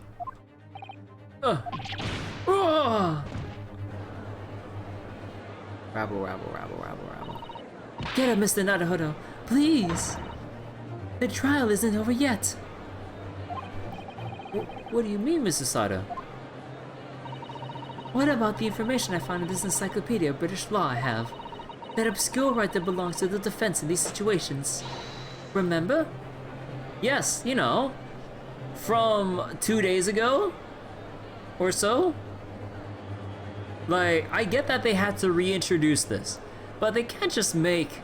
Dude, why do they have to make Ryunosuke forget about the examinations after we after using those as our lifeline basically the entirety of the last game? Come on.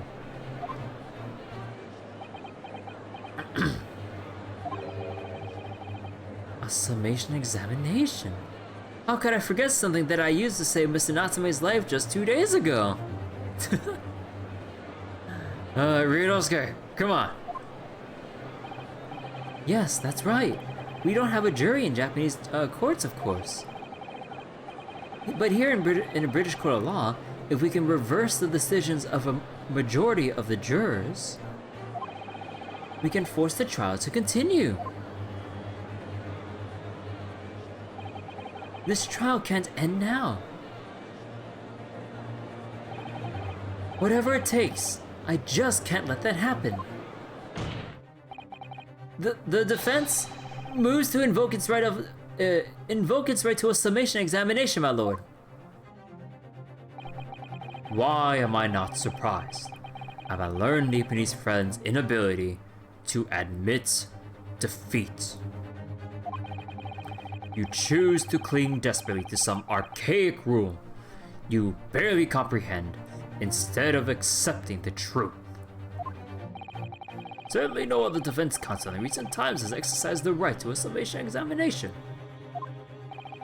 Because they all know that once the jury's mind is set, it cannot be altered. Except in the previous three cases from the first game. So what do we do if the player didn't play the first game? Make the protagonist forget things? You know, like they could have just did it so that like Ryunosuke goes like, wait, we need to go through a summation examination, and then you know just have him explain, you know, we must invoke our right to give us a chance to reverse the decisions of the jurors. There, that's a summation examination that like Ryunosuke can say to remind the player and not seem like he's an a selective amnesiac or something. Come on. Nevertheless, right remains and must be upheld. The defense counsel's request is granted. This court will proceed with a summation examination, as outlined in the Encyclopedia of British Law.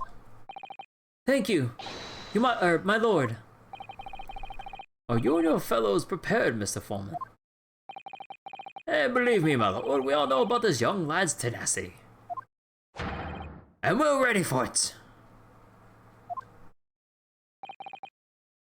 Very well. In that case, ladies and gentlemen of the jury, I hereby call upon each of you to state the grounds upon which you find the defendant guilty of crime for which he stands accused.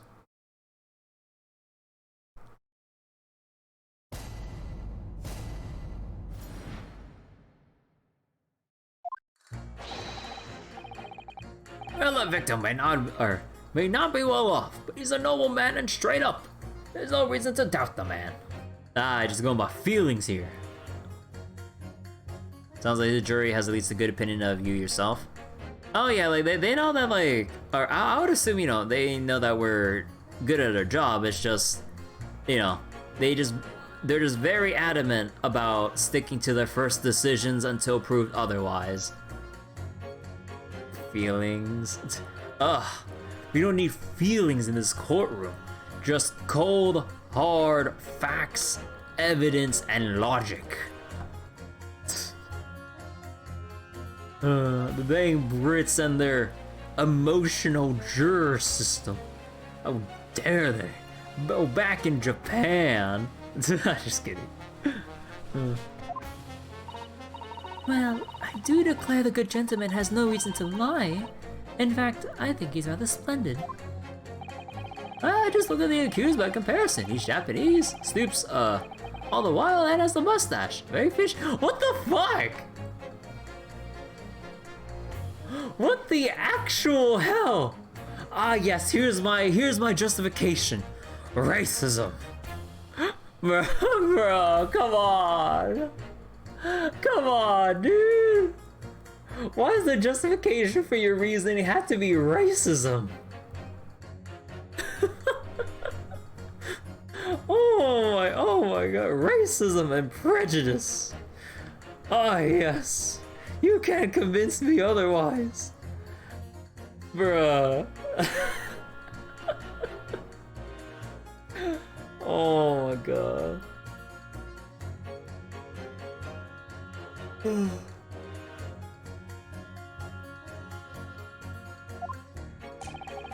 There's no evidence to suggest the Gaelic actor is a fraudsman.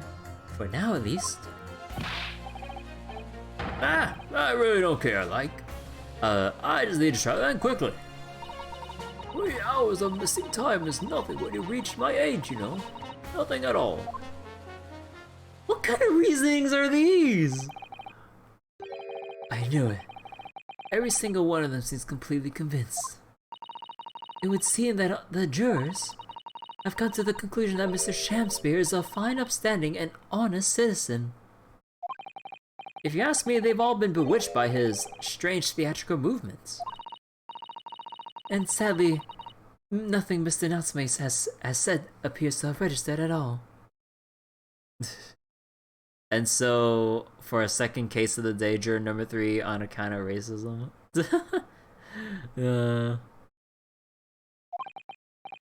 Well, here goes. Let's not forget. I pleaded with the jury on Soseki-san's behalf before and it worked. So you never know. But before we begin, it might be an idea for me to remind you exactly how summation examination works, Mr. Naruhodo. Oh. Well, you're still very new to British law, after all. That's true, I suppose, and Soseki-san's fate is entirely in my hands now. There's always the chance I might have forgotten some crucial detail. Perhaps I should hear Susato-san out. I wonder, should I let her talk me through it again, or not bother? Nah. Thank you for the kind offer, Mrs. Sato. But I've been through plenty of these summation examinations already now. I think it's important that we don't delay the start any longer than necessary. Oh, of course, I understand. And I'm sure you're quite right. If you're confused by anything at any point, you can turn to me for advice whenever you like. I'll be here for you. The key to this is really listening carefully to each juror's statement. Finding two that are contradictory and pitting the corresponding jurors against each other. Without further ado, please, counsel, proceed with a summation examination.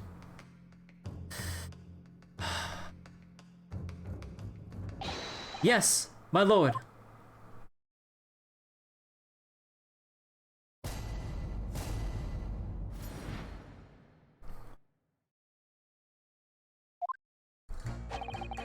And the victim may not be well off, but he's a noble man straight up. There's no reason to doubt the man. Hold it! Well, there are plenty of people in London who do seem noble but poor. Couldn't some of them be liars? I have no doubt of it. Like that shaky client of yours, for example. Absolutely not. Mr. Natsume is no liar. Look, the point is, the only thing that passed the victim's lips that night was that Japanese man's tea. When you take a gas man's testimony into account as well, the truth couldn't be any clearer. Ah, well, that's alarmingly logical. But let me be frank here. I'm a gentleman with a gentleman's values. If it turns out that the old Shakespearean chum is a rotten liar after all, I'll gladly change my decision about the defendant. And I'm sure my fellow gentlemen of the jury would do the same. Isn't that right? Well, yeah, perhaps. No, I don't see it happening. Eh, what was that? Elderly gent on the end here, you know. You have to speak up. Look, I really don't care about all this nonsense. I just need this trial to be over. How many gentlemen do we actually have on the jury then? Alright, sir. I'll hold you to that. Don't forget what you said.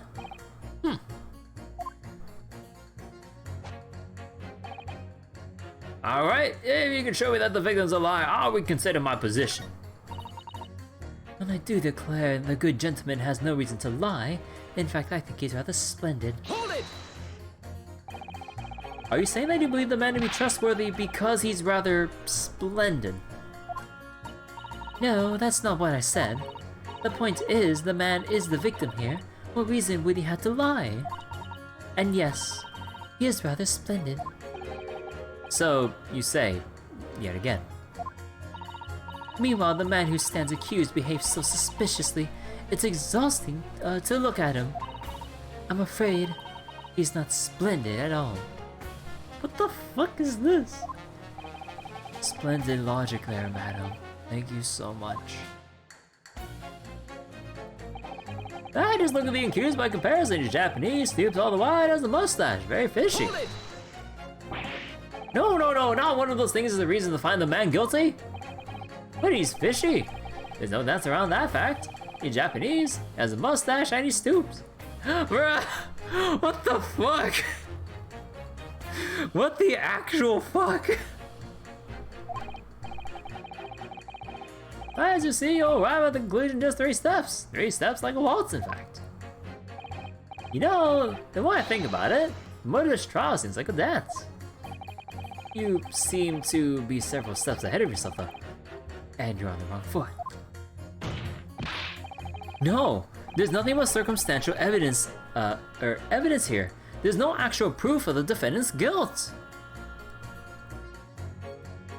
The lady is right about not so many suspicious movements and he's just exhausting to watch. The dude is exhausting to read. I can tell you that for a fact every time I read his lines. But the victim's version of events is backed up by what that big chin man next to him says, isn't it? 1, he saw the Japanese man there. 2, he saw no one else. And 3, he saw the Japanese man there. Ew. That's another 3 steps. All this really does seem more like a waltz, doesn't it? Right, and the prosecution will waltz its way to victory if I let you speak much more. There's no evidence to suggest the gangling actor is a fraudsman. At least, for now at least. Hold it! A fraudsman? What do you mean by that, madam?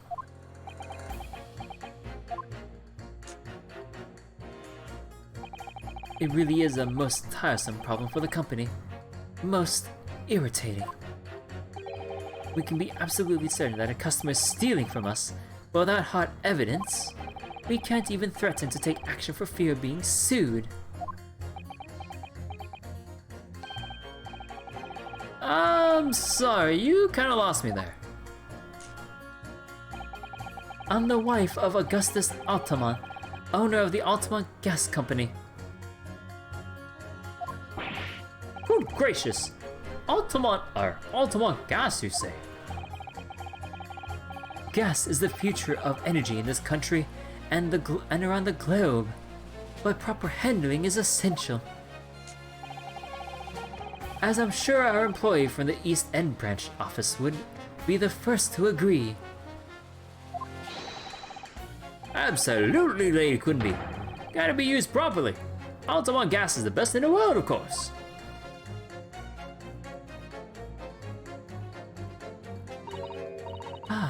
think we may have solved the mystery of the, solved the mystery of the bow from earlier, Mr. Naruhodo. Or bow? Oh, right, he bowed in deference to his employer's wife, did he? Ah, so would I be right in assuming that the reason Mr. Meterman was watching what Mr. Shanspeare is up to in his room? I'm afraid there's no end to the lengths the population of the East End would go in order to steal our gas. So I really have no choice when the company identifies somebody as a possible fraudsman. But to dispatch a worker to watch the suspect day and night. We're very thorough in our investigations. So you mean Mr. Shanspeare is... I wouldn't come out and say it in public. But you can finish that sentence with a grubby little gas thief. You have noticed the public gallery in here, have you? So there's a conflict of interest. The eye of man hath not heard, the ear of man hath not seen. Faith, wouldst thou wound me with thy words, wide to let them penetrate the skin. But seraphs hear not insults, only choirs of angels in song.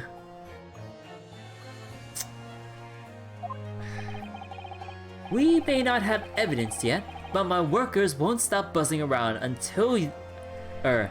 around you until they find it.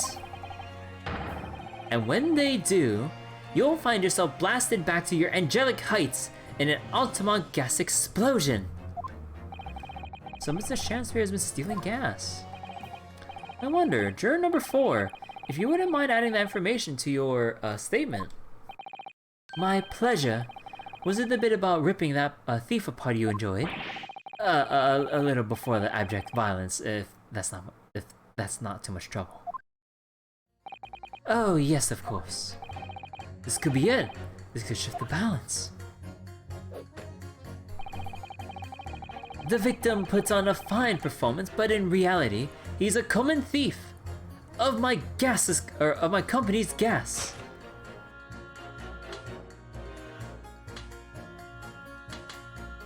Objection! Those two statements clearly contradict each other. Good gracious! To whose statements do you refer, counsel? Juror number 1. What are you yelling about, lad? I presume you've heard juror number 4's statement, made by the wife of the owner of Altamont Gas. Well, yes. The victim, who you claim to be a noble, straight-up man, is in fact turns out to be a common thief. So the good lady says, but there's no evidence, is there? You and I both heard them say as much. Well, it's true, we don't have evidence as such, just yet. But the claims aren't baseless, you know. What?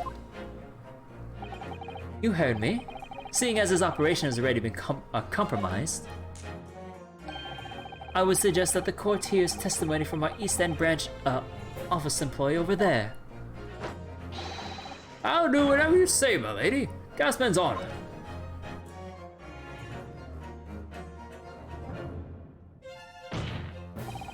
Juror number 1, you say you're a man of your word.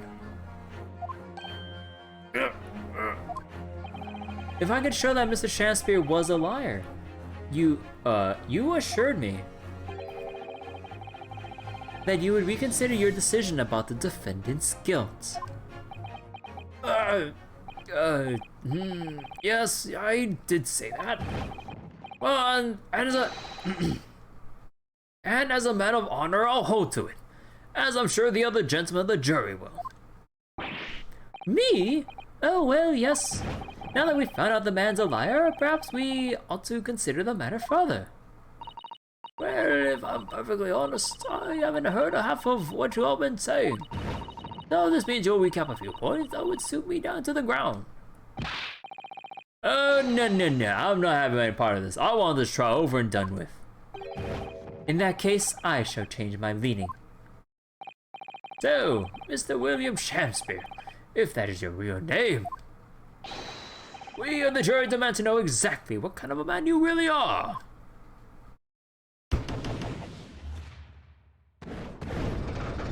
Pay up, juror number 1. Well, was she ever against us? Honestly, I don't... Juror number 4 wants this guy pegged too. Yeah, honestly, why would she call him innocent if she clearly suspects him of stealing gas? Like, excuse me?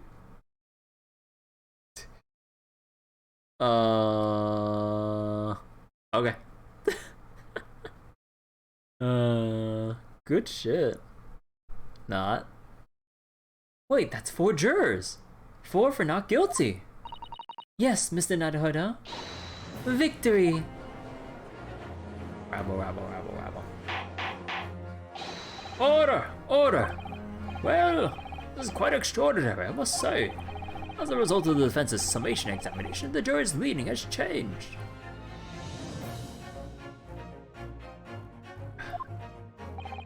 Now only 2 jurors say guilty, whilst 4 say not guilty.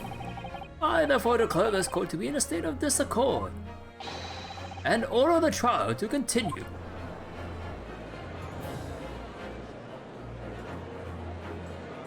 Shatter. Oh, he's not gonna shatter yet. No, he threw it aside. You have spoilt the bouquet, Mr. Shakespeare. The ladies and gentlemen of the jury now find they are unable to trust you, the victim. Bruh. But you gods will give us some faults to make us men. It's like, all people have a bad side to them, so what if I steal some gas? The point is the man tried to kill me, right? Oh, shut the fuck up, sir. So God mend me, I do swear. This gas man speaketh that which concerns him most, naught but gas, naught but thin air. Aye, it burneth bright a while, but it hath no substance, and it doth reek foul. Oi, what do you say? Do I take it, Mr. Shakespeare, that you deny the allegations of gas thievery? Most heartily, my lord. Hast thou forgot? I am as a seraph, an angel. Noble of mind, sweet of nature, and verily, honest of heart. Ah, you flowery-mouthed, pompous beanpole. Beanpole? Just cause I haven't gotten the evidence yet. Mr. Shakespeare. Excuse me. If, in fact, you are not noble of mind, sweet of nature, or honest of heart, if you are a liar, then your testimony should have no sway in this courtroom.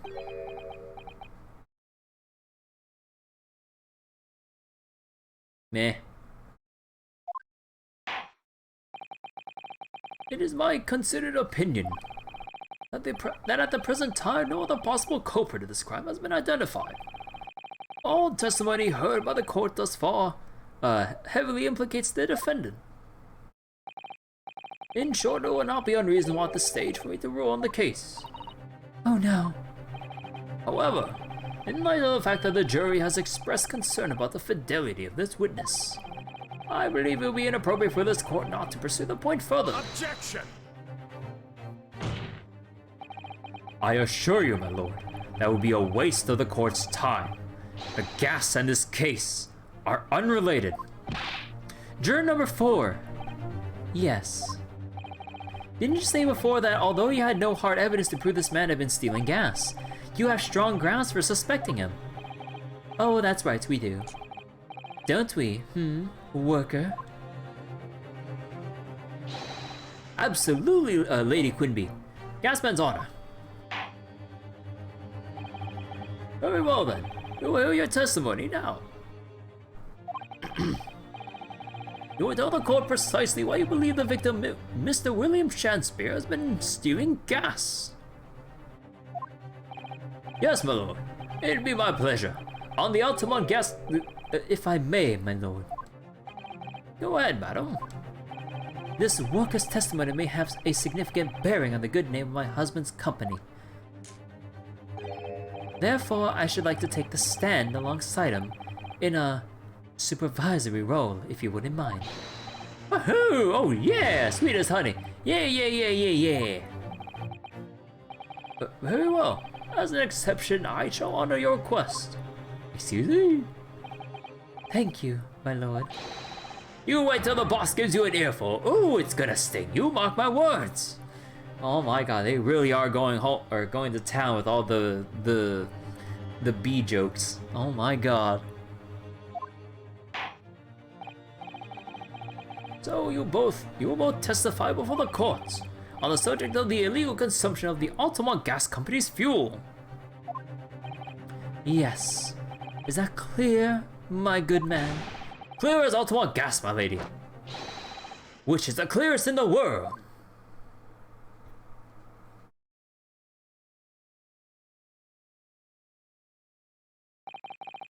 Do you think the gas has gone to his head, Mr. Sato?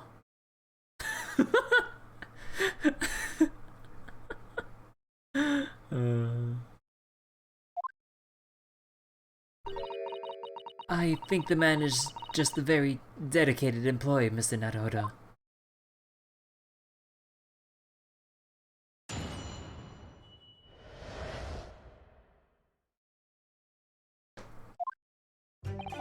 I'm proud to be the company's East End branch investigator and meet a money collection agent.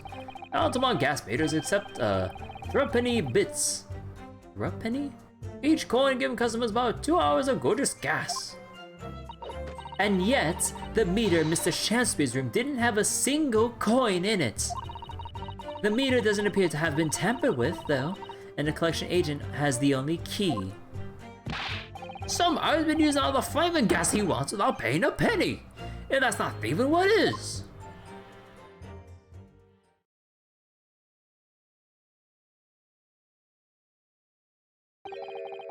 I forgive the discourtesy. The irrelevance of this testimony caused me to turn to my hallowed chalice.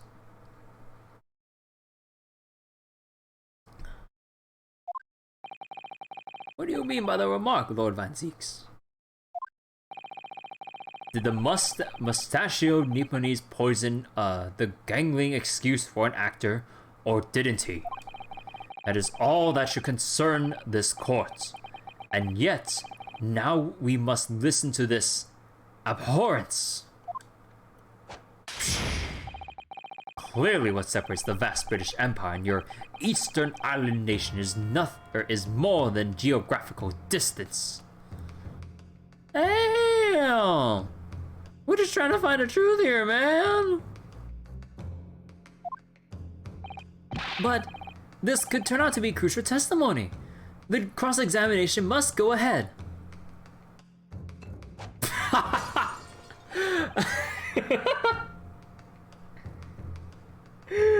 Oh, he broke the chalice and the bottle at the same time. Do what you will. Lord Van Zieks appears to be in a violent mood. Yes, he does. An attempted poisoning and an incidents of gas theft with no supporting evidence. It's true that they would appear completely unrelated at first glance, but I wonder. The truth tends to be buried in the most unusual places, and the first step in uncovering it will be to establish just who and what this man really is. The vampire has infinite bottles and goblets.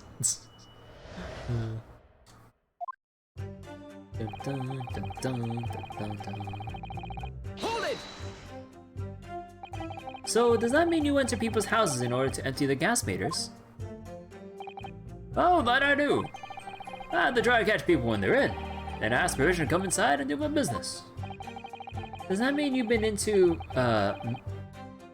Mr. Natsume's room before, as well as that of Mr. Shampspeare? Well, now interesting you should bring that up, because I couldn't believe how little money was in his meter. I mean, how the pair of them survive in the winter is beyond me, it really is. Knowing Mr. Natsume, he probably spends all his gas money on books. And then when he's finished reading them, he probably burns them for warmth. Bruh, book burning. I know you're poor, man, but don't burn books, man.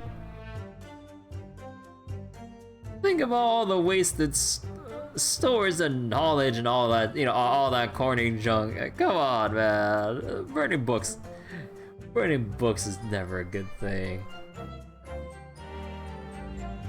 Also, the wasted trees. I don't think they were concerned about the wasted trees back then or even nowadays, too. If you kind of look deep into the news, actually a lot of depressing stuff about that topic. Anyways. You will kindly reiterate your statement about the gas meters themselves, Mr. Meter Man. Not much to say, really, but as you wish. Altamont gas meters accept 3 penny bits. Each coin giving customers about 2 hours of gorgeous gas. Hold it! So all the London houses that have a gas supply are fitted with these gas meters, are they? They're the latest model, the height of technology developed by our company, Altamont Gas. Anyone who uses our gas will have one of these meters in their property, yes. So if a 3 pence coin gives 2 hours of gas, most people would use about 3 coins in a night. A bit more than that usually, if they have both gas lights and a gas stove, that is. Thinking about it, Soseki-san doesn't have a fireplace in that room of his, does he? Some people still choose to use candles, of course, and only have gas for heating. Ah yes, I do remember seeing candles in Mr. Natsume's room, actually. And how does the money in the meter get back to you at the gas company? Every 3 days, gasmen like me visit properties on the gas supply and empty the meters of coins. I must say, the design and manufacture of the new meter cost the company an awful lot of money. But happily, it did put a stop to people not paying their dues, for the most part. Ah, because they have to pay in advance, you mean? Yes, exactly right. And yet the meter in Mr. Shanspeare's room didn't have a single coin in it! Hold it! Out of interest, how long has this been going on? Weeks and weeks! He's been pinching gas off of us for ages! And you've examined the meter in Mr. Shanspeare's room, I take it? Naturally. We took it off the wall and went over with a fine-tooth comb. And found nothing suspicious at all, I presume. No, I'm afraid we didn't. Which is exactly why I demanded a new type of meter to be produced. One with an indestructible lock. The Shanspeare Special. That sounds like it would cost an awful lot of 3 penny pieces. But even after all that, the rascal's meter was still empty. I'll never forget the humiliation. When I opened up the money box and found a bear. You what? I said, you what? And look on his face, that smarmy smile of his. I pulled the meter straight off the wall and took it back to the office. But you know what? Nothing. Not a trace of it being jimmied open anywhere. Not a single sign. And what's happening to my salary as a result? Down to 3 shillings a day. That's what. A life-threatening situation in a number of ways. Incidentally, what became of that meter? Oh, nothing became of it. I've still got it. Oh. Right here. No wonder they call you Meter Man. I think it would be prudent for the court to sequester this item while the trial is ongoing. Definitely. Although at first glance, there doesn't appear to be anything unusual about it. I'll be the judge of that.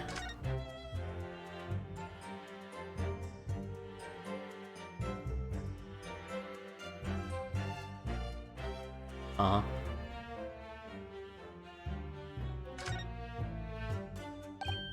Oh, what's...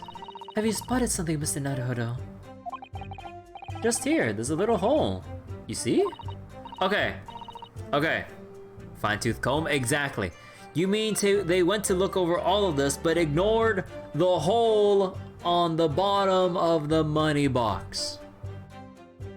I think your fine-tooth comb is missing a few teeth here. It's not a very neat hole, is it? Not professionally made, I'd say. So you think it might have been opened up by Mr. Shamspear? Possibly. It seems the people at Altamont Gas must have missed it. Well, it certainly seems to go all the way through, to the inside. Yes, but there's no way a coin could fit through here. That's true, but even so, it seems more than a little suspicious.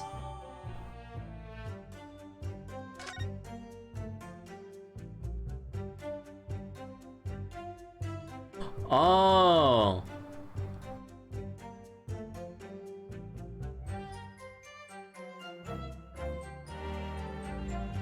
Oh. I think... Oh. Wait, I think I know what's going on. The medallion is for him. Wait, they said he was burning candles, right?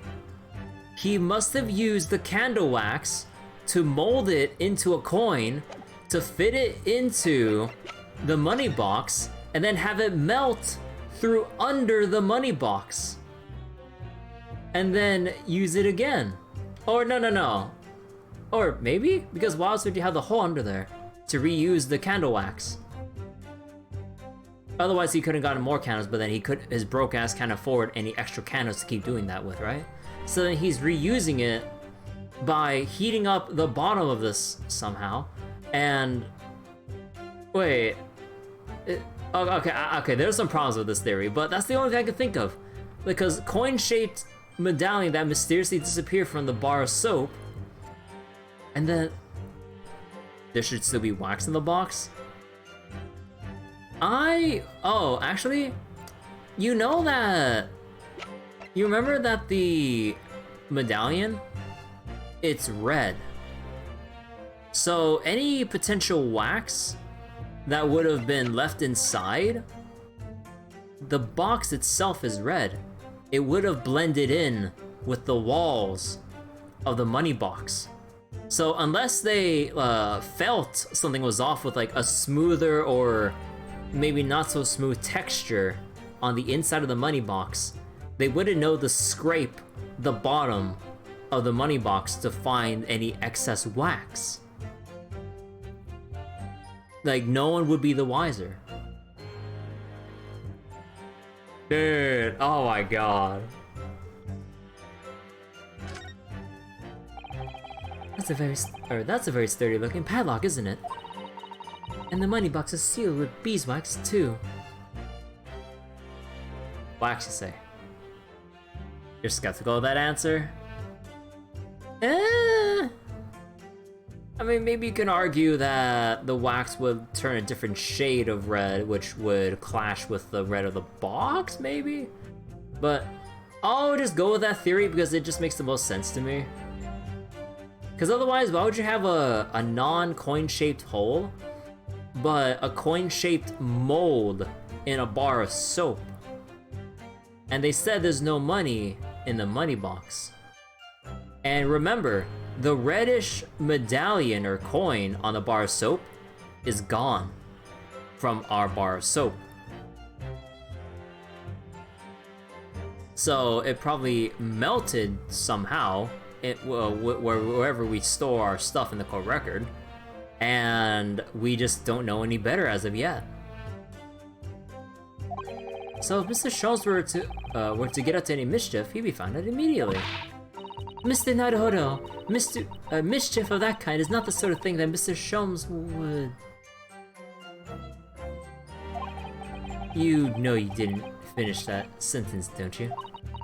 Well, anyway. It's understandable that the gas company would want to safeguard the money that's rightfully theirs. But it does feel a little over the top, perhaps, doesn't it? So the beeswax is there, it's... okay.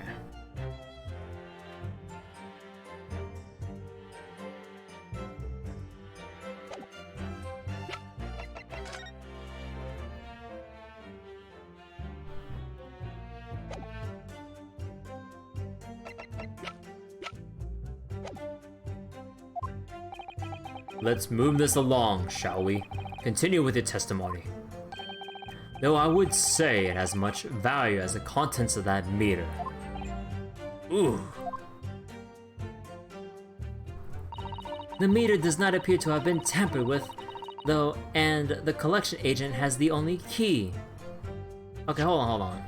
I know we can press for more stuff, but can I just present right away, please? Let's just skip some of the extra fluff here. Objection! Yeah. Lady Altamont, I'm afraid to say that this meter clearly does show signs of having been tampered with. What? Get away! I've been over and over that thing. I'm telling you, there's been nothing wrong with it. Oh, in that case, what do you have to say about the small hole that's been made at the base of the coin box? Oh, what? You're right. You're quite right. There's a little hole right there. The meters aren't supposed to have that. None of the others do. In other words, we can assume that Mr. Shanspeare secretly opened up this hole himself. Yes, but I wouldn't be at all surprised. But why? Yeah, why? I mean, it's tiny. You couldn't get a farthing through that. Farthing? Lady Altamont, I wonder if you could give the court some more details about your meter design. What sort of details? Well, what I'd specifically like to know is how it differentiates coins. How does the meter tell the difference between different coins? What do you mean? Well, for example, if someone were to put in a 1 penny coin, that wouldn't work presumably, would it? No, of course not. So, well, how does the meter know that the coin it's been fed is a threepenny bit? Ah, I see where what you're getting at now. The meter tells coins apart by their shape and size, which includes their thickness. Thickness, you say?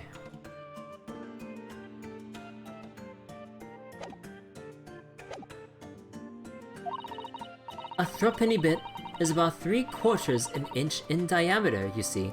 Other coins just won't fit. Ah, I see. It's clearly been well thought out. Witness will amend her formal testimony with that information, in case it's pertinent.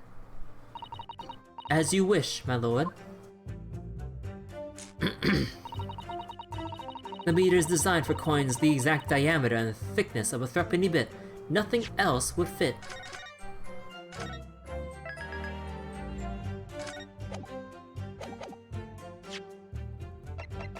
Objection! Okay. They want me to press. We're jumping ahead of ourselves there. Hold it! But conversely then, it would seem that anything matching a 3-pence coin exactly in terms of diameter and thickness could equally, well be used. Would, that be true? Well, yes, in a way. The weight comes into it as, to a certain extent as well. We thought of that though. Or we thought of that though anyway. If I find any fake coins inside the coin box and empty the meter, that contract says the customer has to pay 100 times the amount they did or there's a fine. We live for moments like that, us gasmen do. Live for them. Oh my god, that fucking bag. What's that part of a bee called? Like the back of their, is that like the abdomen or something like that? Or what's the specific term for that? But yeah, oh my god, looks like that. It would seem that gas company has thought of everything. Woohoo! Hurrah for gas! Hurrah for cash! Altamont all the way! That's quite enough of that.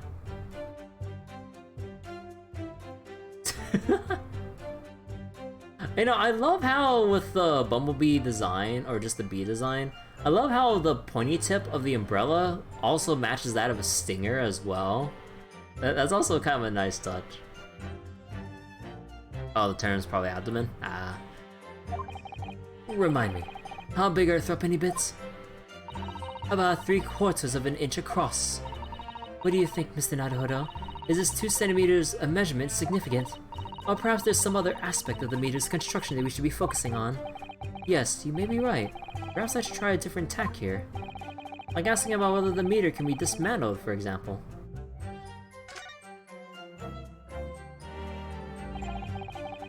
That's worthy of a gift. How can the meter be dismantled? Dismantled? Yes, given that there are no signs of it having been forced, I'm wondering if perhaps, rather than being broken open, it might have been taken apart. Well, yes, that does make some sense. The padlock's made by a first-class locksmith from the finest quality steel, and the meter box itself is made from plate steel as well, welded shut to ensure it can't be opened again. I can assure you, it's quite impossible to dismantle it. Woohoo! Yeah, nothing leaks from an Ultimon meter. No coins, no gas, no nothing. I see. Oh, the witness will amend her former testimony with that information in case it is pertinent. As you wish, my lord. All joints on the meter are welded shut, but the lock is made from solid steel. There's no way to dismantle it.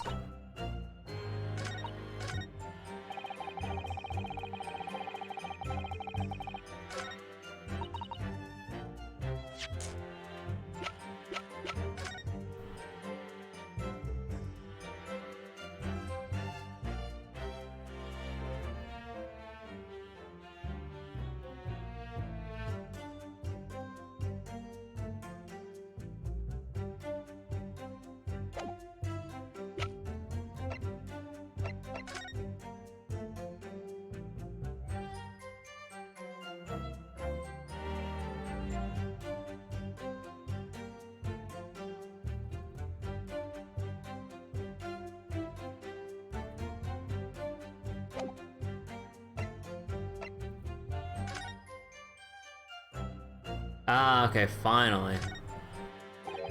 Oh, look at this bar of soap. There's a circular depression on the side, about 2 centimeters across. Or rather 3/4 of an inch.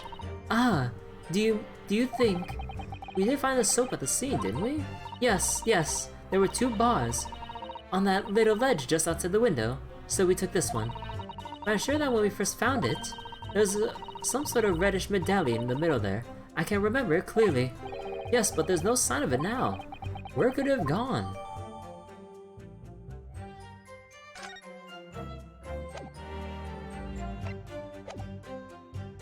Hold it! Okay, so I think we need to reverse this real quick. Has anyone ever tried? Oh yeah, they've tried. Well, they've all given up before long. After all, if they actually broke the meter, the company would be able to take legal action. Yes, that makes sense. What do you think, Mr. Naruhodo? Is its welded steel construction significant, or perhaps there's some other aspect of the meter's construction we should be focusing on?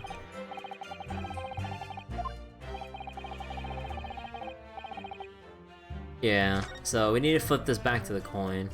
So I didn't realize I had to look at the bar soap again.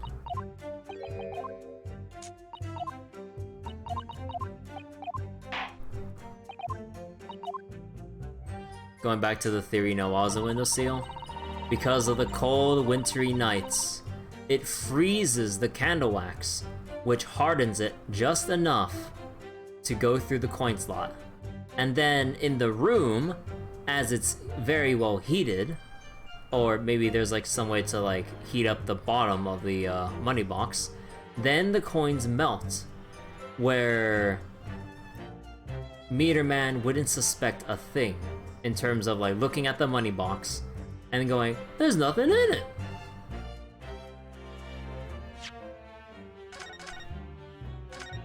Kinda makes sense now why there's a hole in the window with the bars of soap there. It's for the coins to harden. And there's 3 bars of soap. Keep that in mind. 3 bars of soap. 1 in the room, 2 outside. Enough for 3 coins to last the night.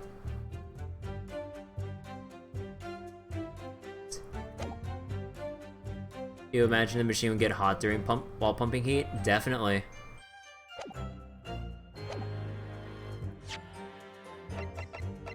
Objection. And exposed. Let me just confirm something here.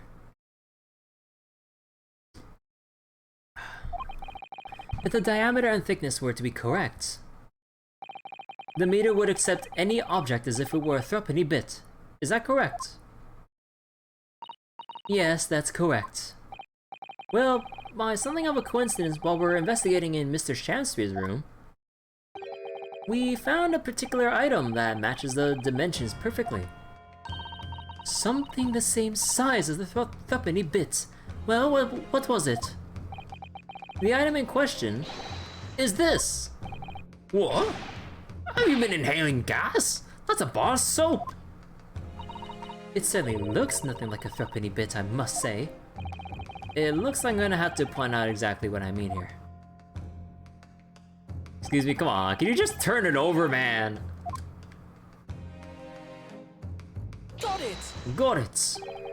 You have to turn over the soap to see what I mean. Oh, are you referring to that round depression in the middle of the soap there? That's right, a depression that's approximately 3/4 of an inch in diameter. Or in other words, almost exactly the same size as a threepenny bit. Get away! Does anyone here present have in their possession have a threepenny bit? Quickly now, hand over your coins, ladies and gentlemen. It sounds rather like a highway robbery, doesn't it?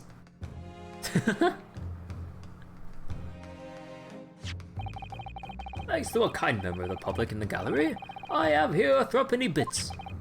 Now let's see if it fits. My word, it couldn't be more snug. Yes, as I suspected. This, without a doubt, is a vital clue to explain how the Altamont Gas Company is being defrauded.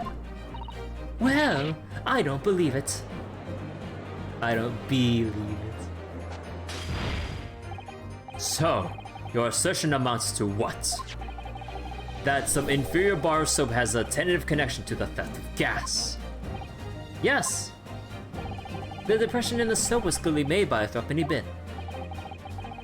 I must concur, at least, that pushing a coin with some force into a poor quality bar of soap such as this is a remarkably simple way of replicating the coin's shape. And then you could use some melted wax or something to pour into the mold. And you could make fake coins in no time.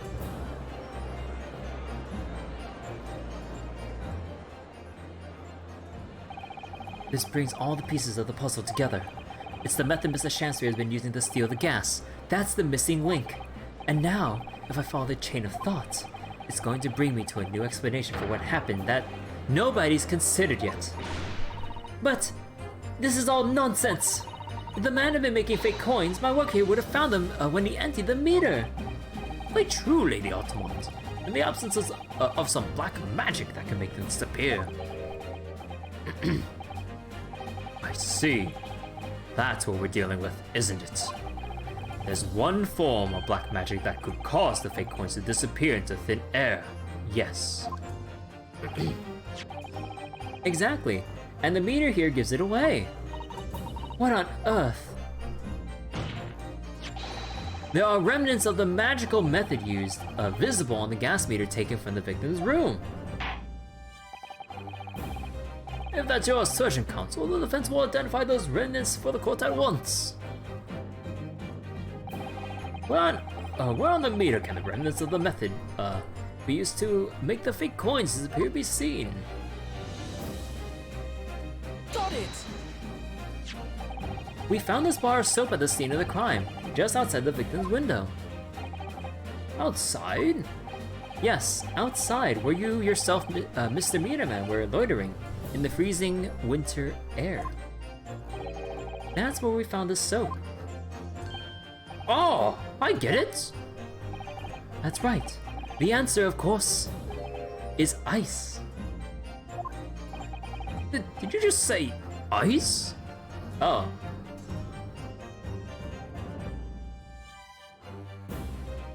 Okay, look.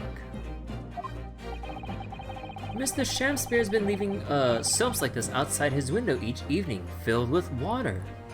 Oh, it was water? So wait, why they say wait? Then why was it reddish? Then I thought we were going with the candle wax idea. Unless he uses both. Then okay. Anyways. After a night outside in the bitter cold, the water is completely frozen solid the next morning. Then he takes his fake coins and feeds them into the gas meter, giving him light and warmth in spades. Ice would work? Yeah, ice would work. Oh. So, it's not like from any potential spill, well, from the kettle, it's ice coins melting onto the floor, and you can kind of get ice anywhere. You know, the snow. You just collect a couple things of snow, wait for it to melt. Whether or not the room is heated, like it shouldn't be that cold for it to stay frozen, and then pour it into the coin or the soap, leave it outside, and voila. You have a infinite cycle of infinite heat, basically. Ice would work with still? Yeah.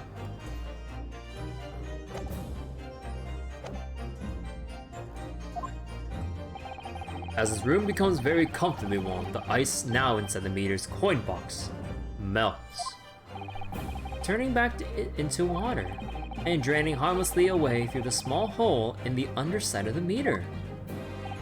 That is how, without leaving any evidence of his wrongdoing, this man has been stealing Altamont gas.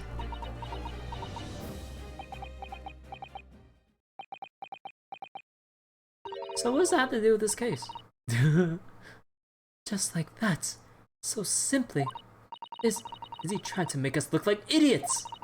He's been fooling us with some bars of soap and some water. That's right, madam. I don't believe it. It can't be true. Do you have any idea how much money we spent to develop that new meter? And now you have the audacity to suggest that a bit of soap and water can render it totally useless. Very sure I didn't sign it. Evidence! Sorry. I want evidence. If you're gonna stand there and tell me our meters are rubbish, I want to see proof. She's very good at enforcing accountability, isn't she?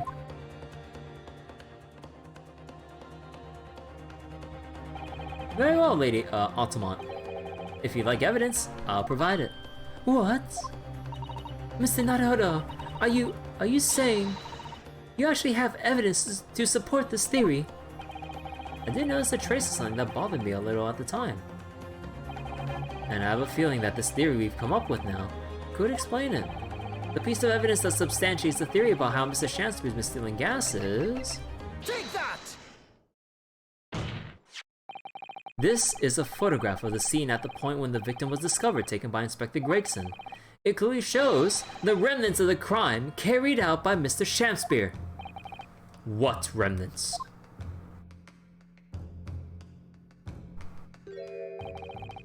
Here you can see the gas meter on the wall in Mr. Shamspear's room. Now, look closely at the floorboards directly underneath the meter. What is that? Some kind of grubby stain. Almost certainly, it's a water stain, resulting from the liquid that drained out of the hole made in the meter. Oh! If one coin gives around 2 hours of gas usage, and the occupant was heating his room all in his waking hours, we can imagine he would have used around 10 of his fake coins each day. The melting ice inside the meter's coin box would have been dripping out almost constantly, leaving a stain on the floor. This is awful! And there's further evidence too. Mr. Shamspear is slumped over his table, apparently having consumed strychnine. And right there next to him is a bar of soap broken in half. You're right. It would appear to me then, Counsel, that the man was eating the soap, was he? Pardon me for disagreeing with your lordship, but... Does not explain the medallion, does explain why they found no wax in the machine. Yeah. I wonder about the reddish medallion thing, hello? But I guess we're waving that aside just temporarily. I don't know. Certainly not. He didn't beat around the bush there, did he? In truth, Mr. Shamspeare was found with a fork in his hand. Miller soap is sounding increasingly likely. What about? Do you mean to say he was using that fork to? Yes. To extract a frozen coin from the bar's soap. Oh. But the bar broke in half. So perhaps it didn't go very well. Good gracious!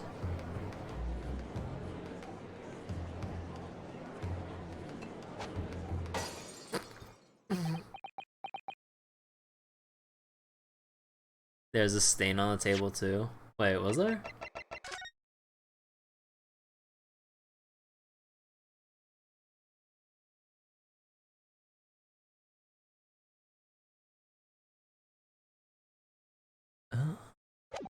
No, in this picture? Yeah, probably at a different angle that hopefully they'll give us later. Lord Van Zieks. I was throwing my hand up in despair and happened to catch my hallowed bottle on the way. Pray, forgive my maladroit mistake. What is the meaning of this counsel? Allow me to pose my learned friend a question. What exactly did you establish with your most recent cross-examination? Well...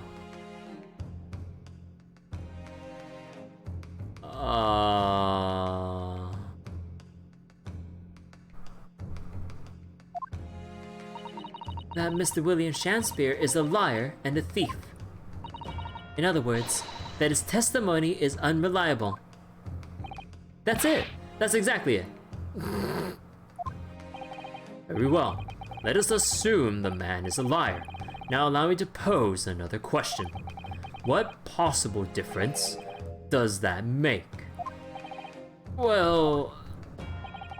we know that suicide can be discounted. Scotland Yard's investigation revealed no sign of another vessel that contained poison.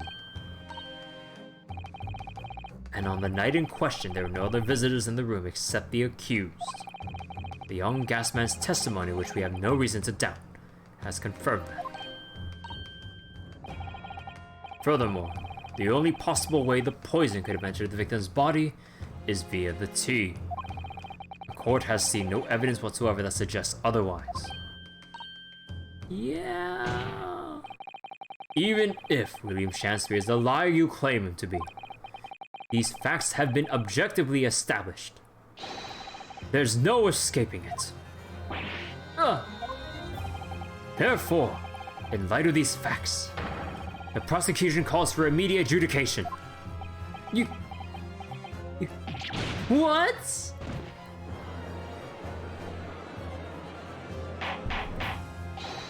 Order! Order!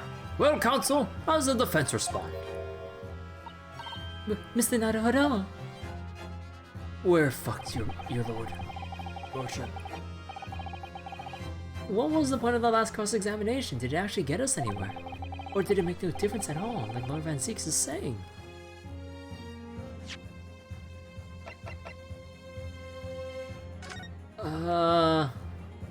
Wait.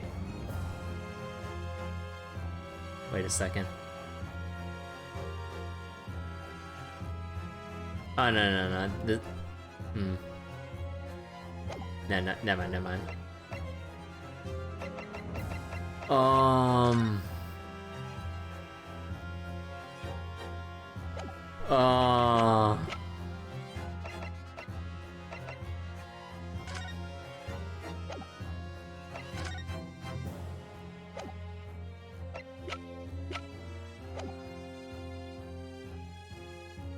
He has manly robes.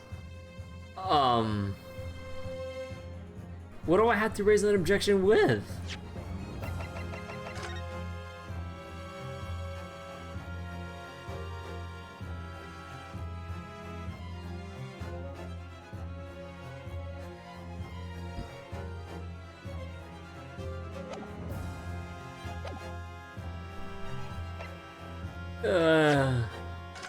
Okay, hold on. Time to throw everything at the wall and see what sticks? No. This is the time to go. Yeah, you're right about that. But actually, you didn't think about. I'm gonna wait and see, dude.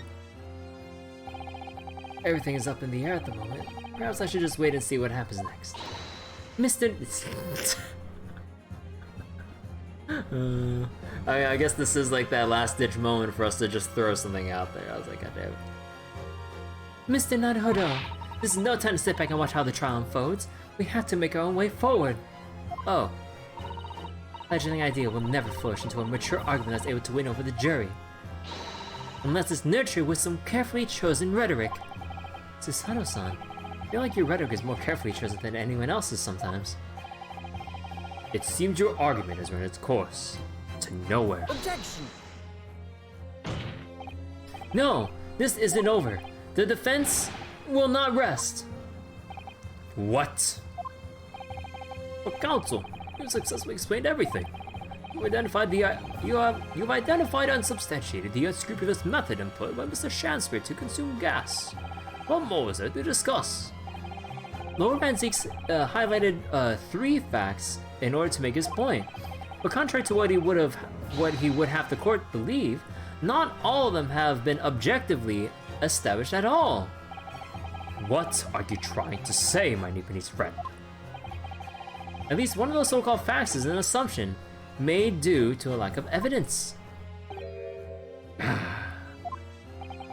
But the situation has changed now, following the cross-examination of the latest witnesses to take the stand.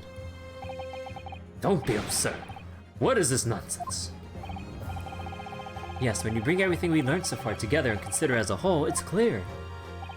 There is a question that we now have to reconsider, namely...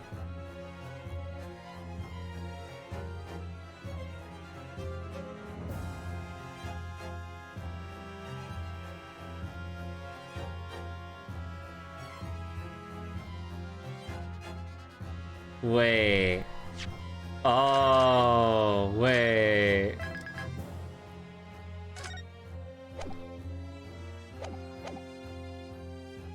Was the poison actually in the tea? Wait. Oh, wait a second.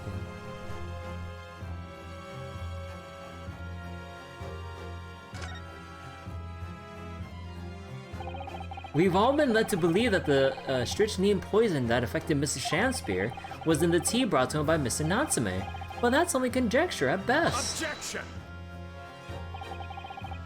The victim has testified that nothing else passed his lips that night. There is no other possibility. And since there was no trace of the tea left at the scene, it couldn't be tested for traces of the poison. Objection! As I said, the situation has changed. Because in fact, some of Mr. Natsume's tea was left at the scene.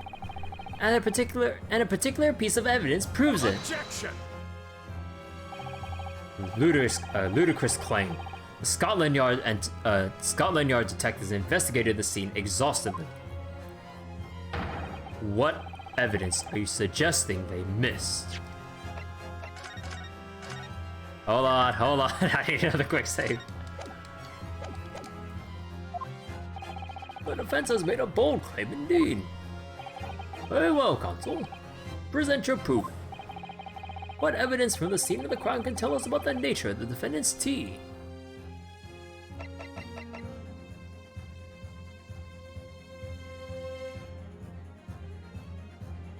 The nature of the defendant's tea. Take that! So then...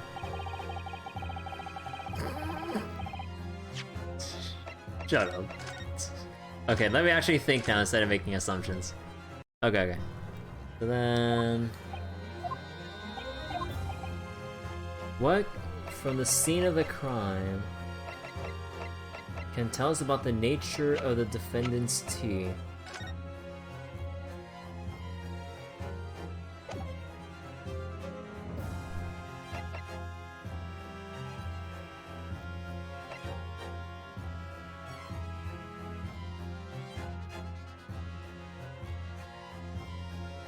Lord or Van Zeeks be like, need for these.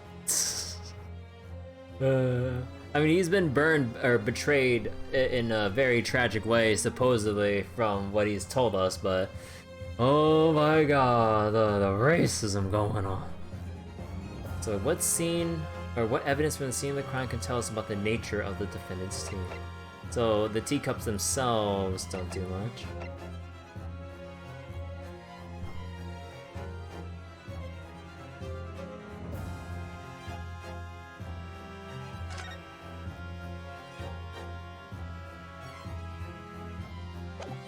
Is it that? I mean, I don't think there's anything else aside from.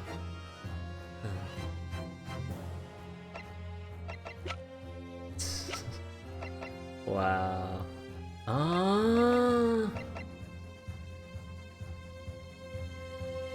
Take that!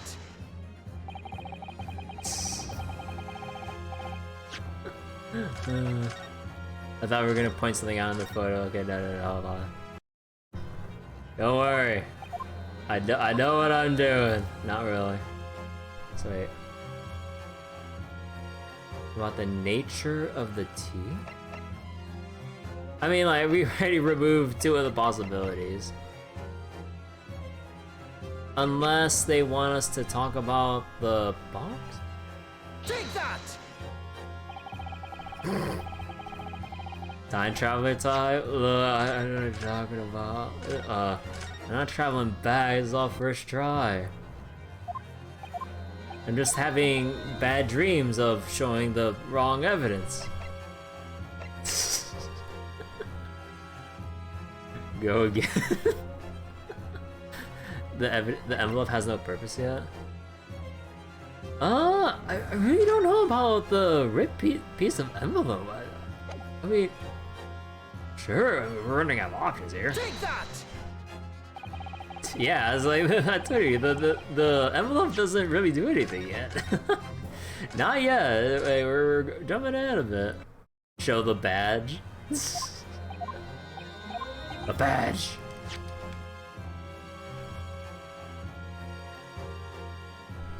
Was left at the scene.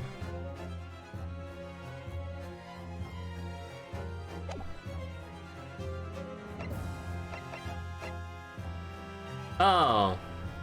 Oh yeah, it's... Right, I literally mentioned this like minutes ago. Take that! Right, I literally mentioned this minutes ago. Duh.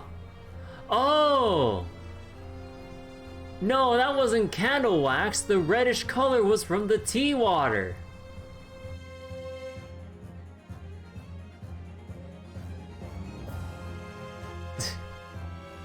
Oh my god. I was under the assumption of candle wax the whole fucking time. I forgot. What does tea look like?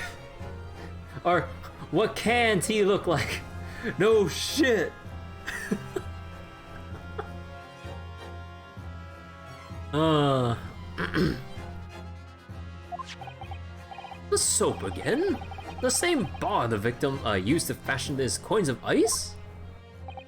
Yes, that's right, my lord. It's just come back to me. Something about when we first found this bar of soap at the scene yesterday. It's more bars of soap. Frozen tea.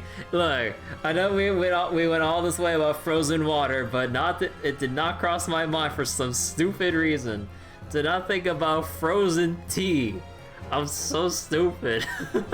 He waited for the tea to get cold, as evidenced by the tea marks in his cup, so that it wouldn't melt or warp the mold in the bar of soap. And then he poured it in the soap to then... Oh my god, I'm so fucking stupid. Oh my god. Soap? What are bars of soap doing lined up on a ledge outside the window?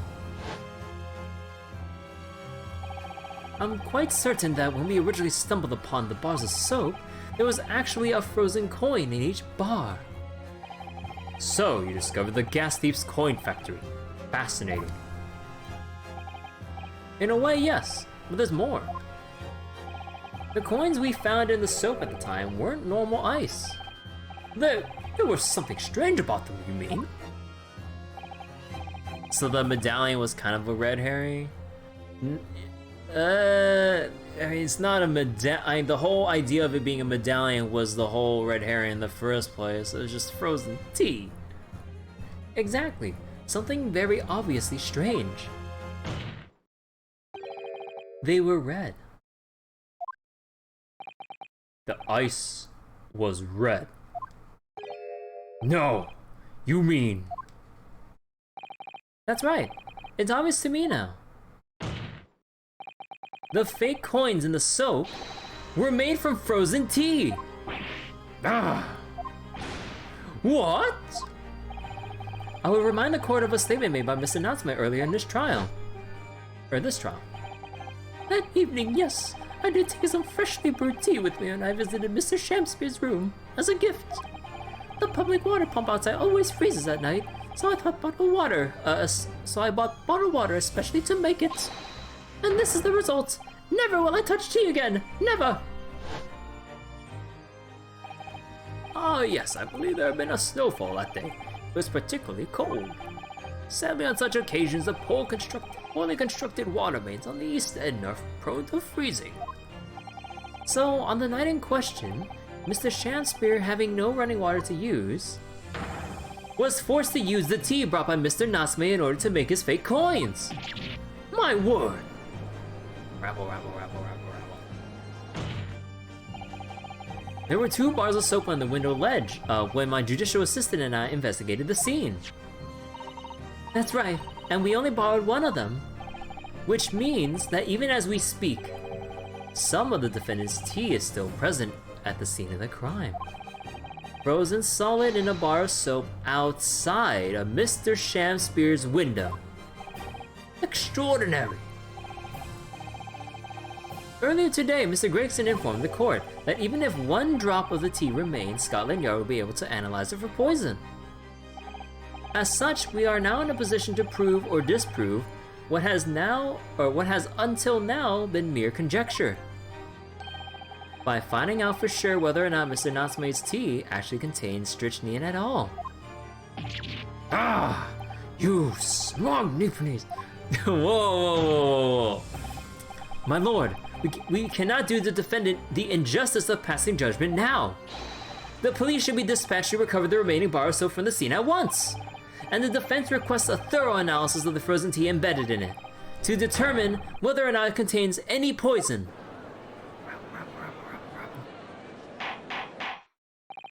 Bailiff! Bailiff! Instruct the police to attend the scene at once. Yes, my lord. Understood.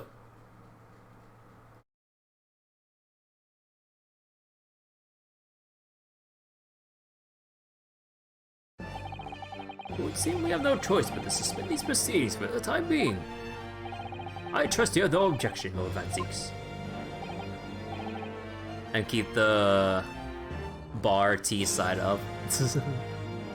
Hopefully they'd have like a little cup or container to like take that bar of soap and then just, or even just like scoop the coin out and then just keep it in like a very small like little cup or container to like keep the contents of the tea in there and all that.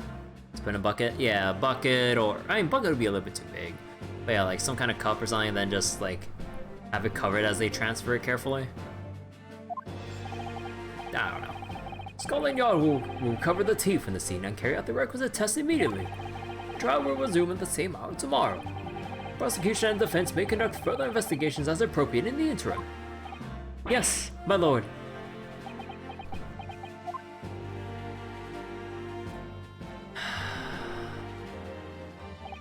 Well, we managed to scrape through there somehow. Thank you, counsels. Court is adjourned until tomorrow.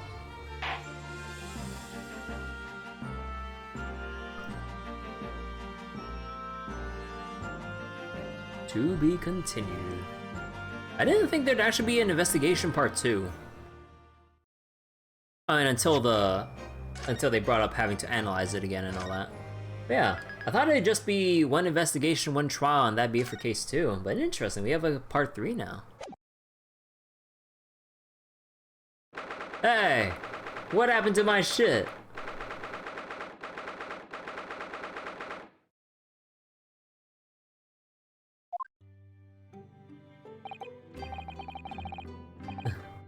Actually, before we continue any more than this though, it is, I wouldn't say it's getting late, but I kind of find this like a decent stopping point for Great Ace Attorney right now.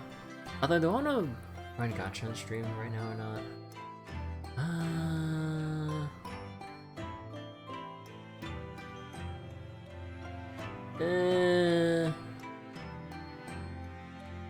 Not really. But yeah, I think I'll leave the game here for tonight. And we'll continue the rest of the case and, well, we'll continue the rest of the case for tomorrow.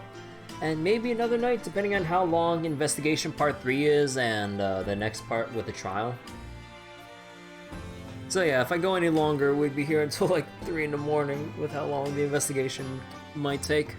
But yeah, this second trial has been going on longer than I thought. So anyways. And yeah, we saved during the thing earlier, so I'm fine with that.